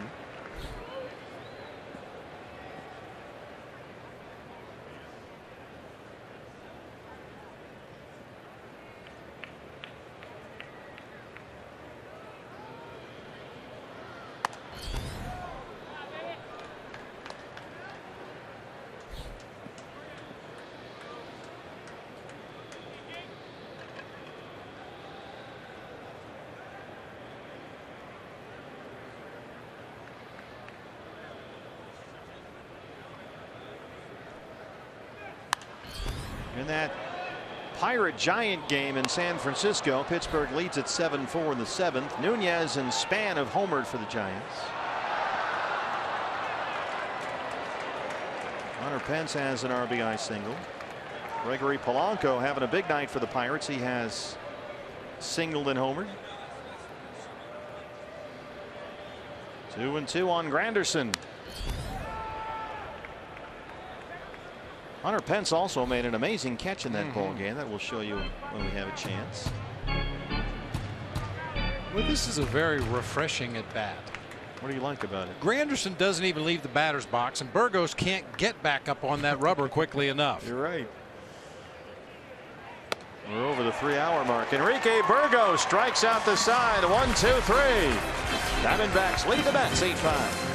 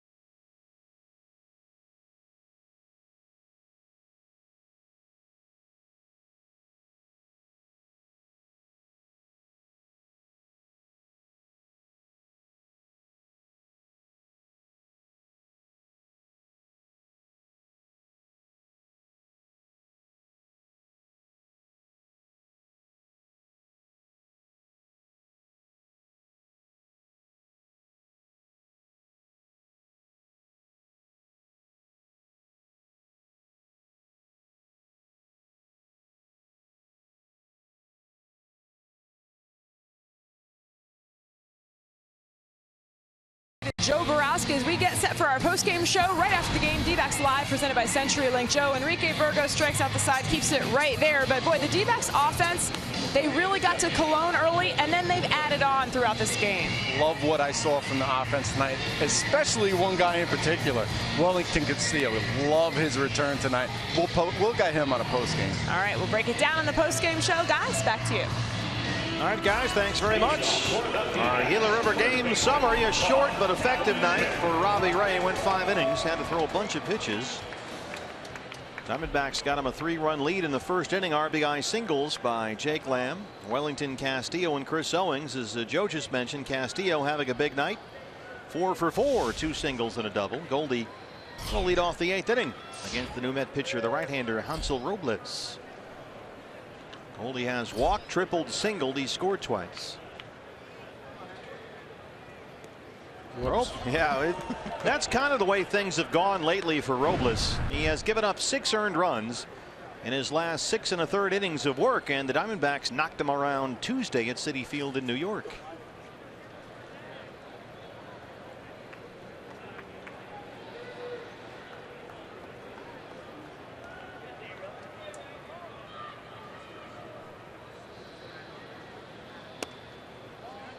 Two and 0.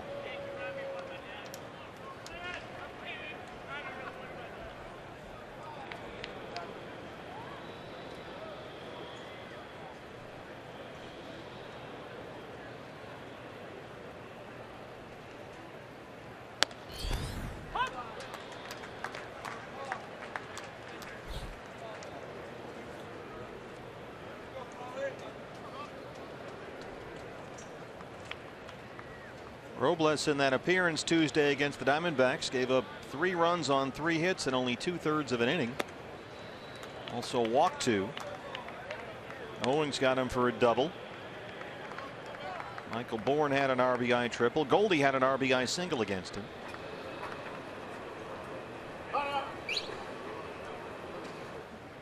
Three and 1.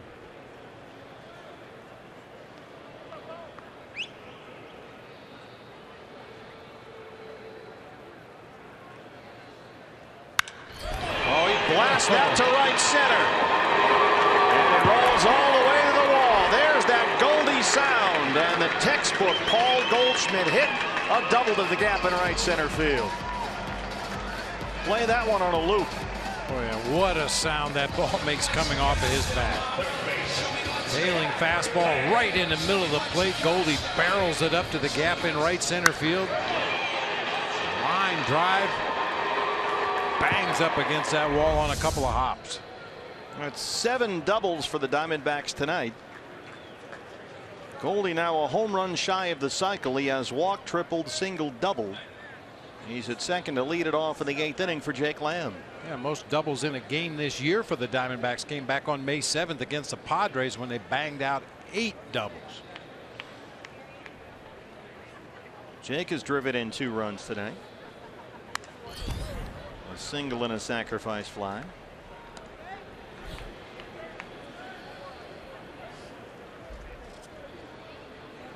Boy, when he hits the ball like that in this ballpark, it's just something about that sound. It's different.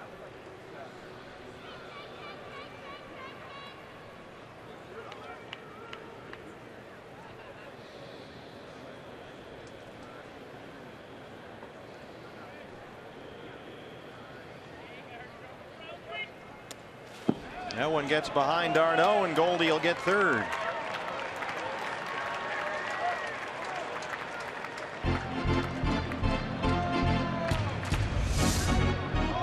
Robles playing keep away with his catcher right now, really making Darno work. Couldn't get over there quickly enough to block that one. Goes all the way to the backstop, moving Goldie up to third base.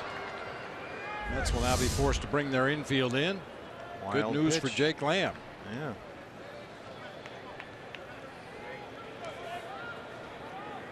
See Rivera near the bag at third. Reyes near the second base bag. 1-1 on Lamb.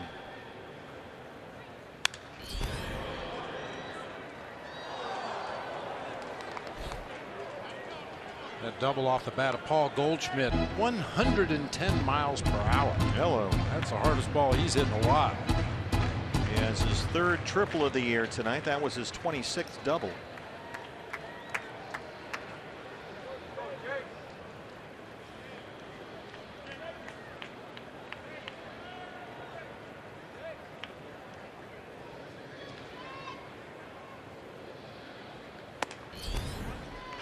Robles is all over the place tonight. 2-2.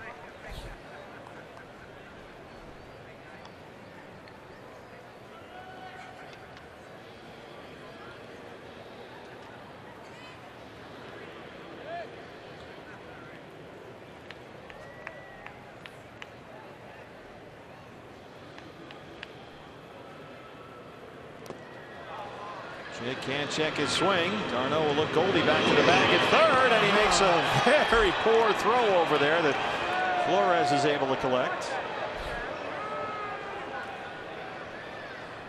That's the strikeout for Hansel Robles. Hey fans, you really want to pay attention to this one. You can experience Chase Field just like the players on Sunday, September 11th after the D-backs Giants game. This experience is open to all fans age 6 and older and includes a ticket, a D-backs t-shirt, shorts, cap, and more. This is your opportunity to get dressed in the locker room, take batting practice, play catch on the field. You don't want to pass this one up. To register, visit dbacks.com/academy. Oh, that sounds like a great experience. Man, that'll be cool. There's Manny Tomas. That's open to all fans ages 6 and older. Well, you get the ticket, the t-shirt, shorts, cap. You can dress in the locker room, batting practice, catch on the field. That's a once-in-a-lifetime deal. Yeah, I mean the t-shirts and shorts and cap, that's all cool, but man, you get to go down on the field. 0-2. Take some batting practice. dbacks.com/academy. You can sign up for that, register. Sunday, September 11th. That's after the Diamondbacks game against the Giants. Boy, if you're a kid, how could you not want to sign up for that? That is awesome. Yeah, if you're a kid, you know, under the age of 70. Exactly. Tomas gives it a ride. Way back and gone. El Tanque has Manny Tomas. That's his 22nd. And the Diamondbacks have a 10-5 lead. Yasmani Tomas. That's 9 homers in his last 17 games.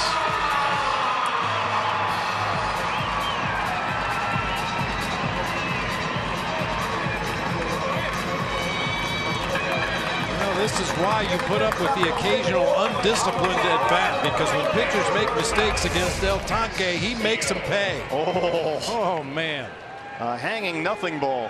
Cement mixer slider that stayed right on that inside part of the plate. No stride that time by Tomas. Just a little rock back onto his back foot and then clubs it into the bleachers in left.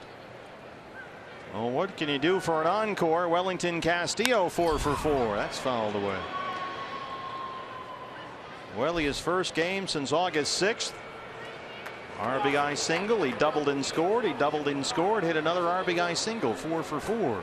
Number 22 for Yasmani. That's a jumbo jack, a free jumbo jack tomorrow. The purchase of a large drink from our friends at Jack in the Box. Tell them Yasmani sent you. 0-2 on Beef Wellington.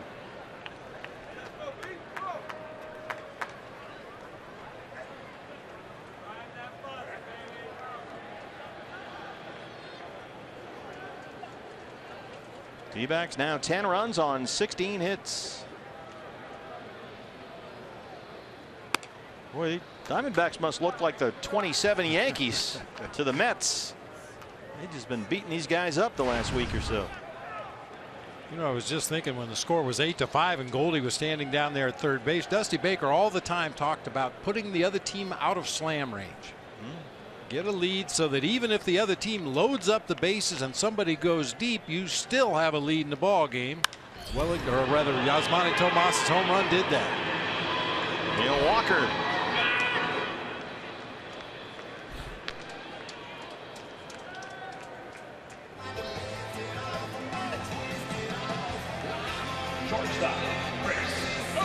Well, the latest development on the Diamondbacks roster is in the bullpen. Adam Lowen was designated for assignment. Another lefty is up from Reno. It's Edwin Escobar, and Escobar is warming up right now in the Diamondback bullpen.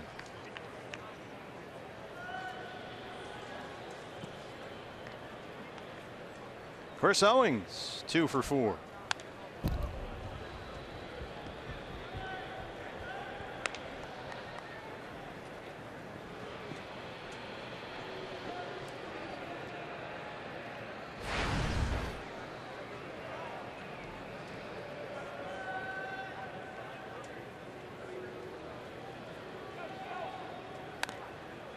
Oh, and 2 on CO.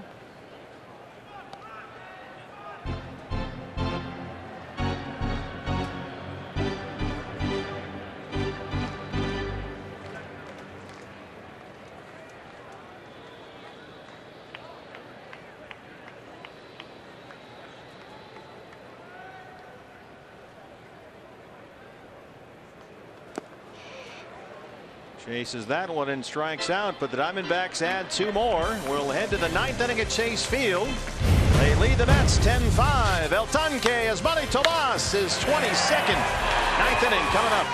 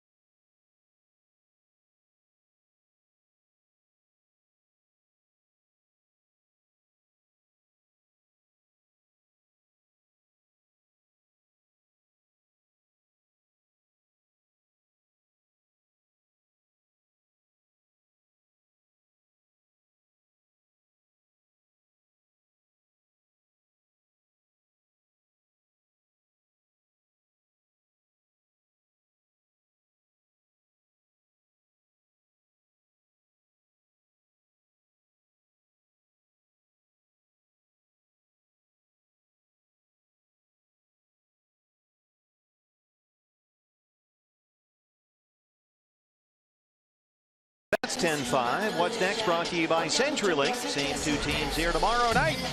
Diamondbacks get another look at Thor. Noah Syndergaard, a 9-7 record, a 2.75 ERA. He's up against Braden Shipley, who looked outstanding his last time out, getting a second major league win. Diamondbacks live pregame show comes your way at 6 o'clock here on Fox Sports Arizona. New pitcher for the D-backs in the 9th inning.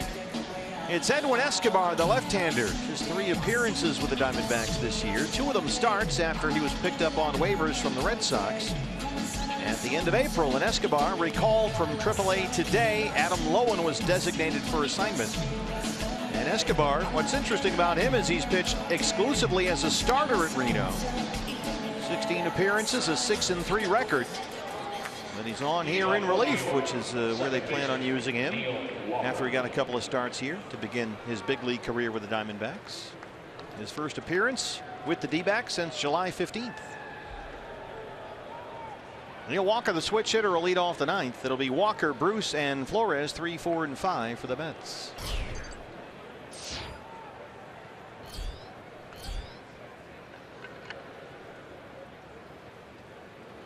Walker has singled twice, scored a run. He's 2 for 4.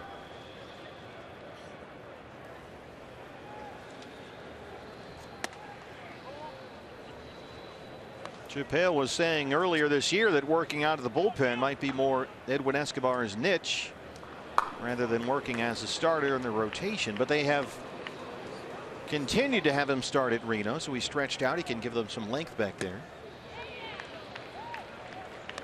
Multiple innings, and he's also another left-hand arm. They have 2 back there now with Escobar and Hathaway.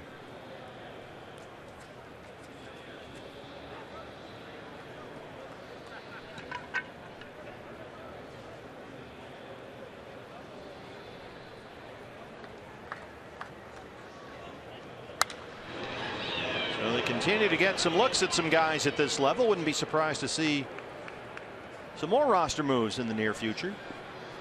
We'll see. Well, we know there'll be some more bodies up come the 1st of September, but even before that, it wouldn't surprise me to see some guys called up from the minor leagues that are having good seasons and are already on the 40-man roster. 1-2 on Walker. That one is hammered over the head of Drury, and it's in the seats. Neil Walker, that's his 22nd and his 3rd hit tonight. He has now homered in 4 of his last 8 games. He is red hot.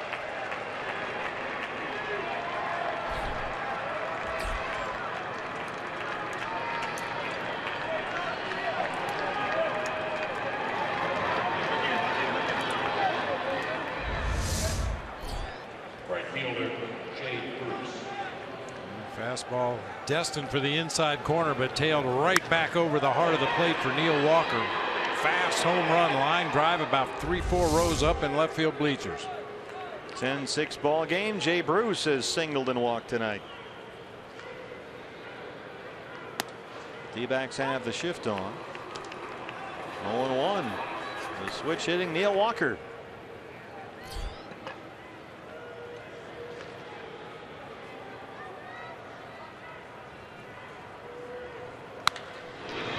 It into the shift. Segura's out there in short right, 1 away. Boy, Walker hit a home run for the Mets yesterday in their win over the Padres at Citi Field. And he's now got 22 on the year. Wilmer Flores. Now Walker will surely pass his season high, which came back in 2014 for the Pirates when he clubbed 23 home runs. He's heading into his free agent year. Flores has singled twice and walked. Threw a bases loaded walk for an RBI against Randall Delgado in the 7th.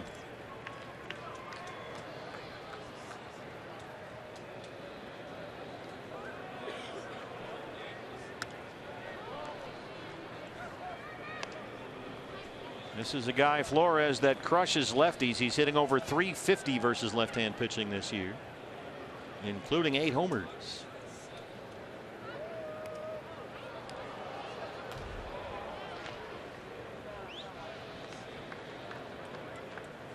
This is pretty much what we've seen from Edwin Escobar at this level this year. He's got a nice live arm, obviously throws from the left-hand side. He can spin that slider, but it's been fairly erratic. And he uses multiple arm slots, something they've been trying to get him to not do. Try and find a little more consistency.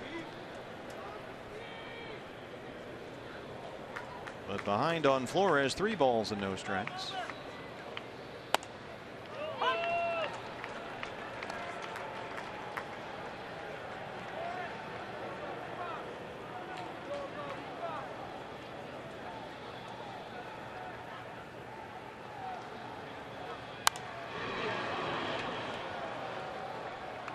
Diamondback Live post-game show. Joe Borowski, Jody Jackson standing by. They'll follow our ball game here.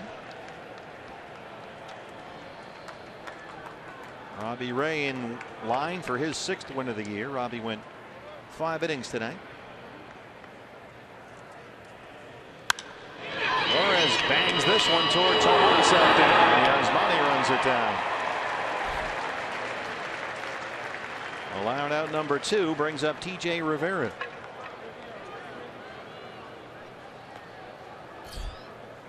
9 extra base hits for the Diamondbacks tonight. That ties his season high set May 16th in a win here over the Yankees. Goldie had 2 of them, a triple and a double.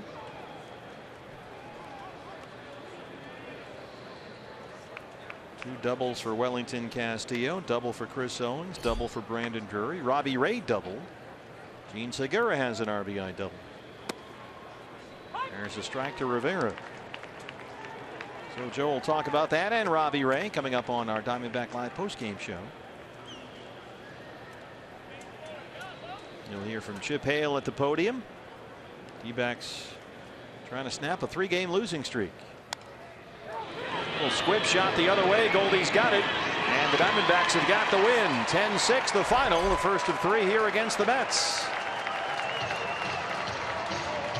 Good to see the Diamondbacks bounce back in a big way after that licking they took at Fenway Park yesterday. The bats were really alive tonight, and can't overemphasize how important it is for Wellington Castillo to hit the ground running the way he did.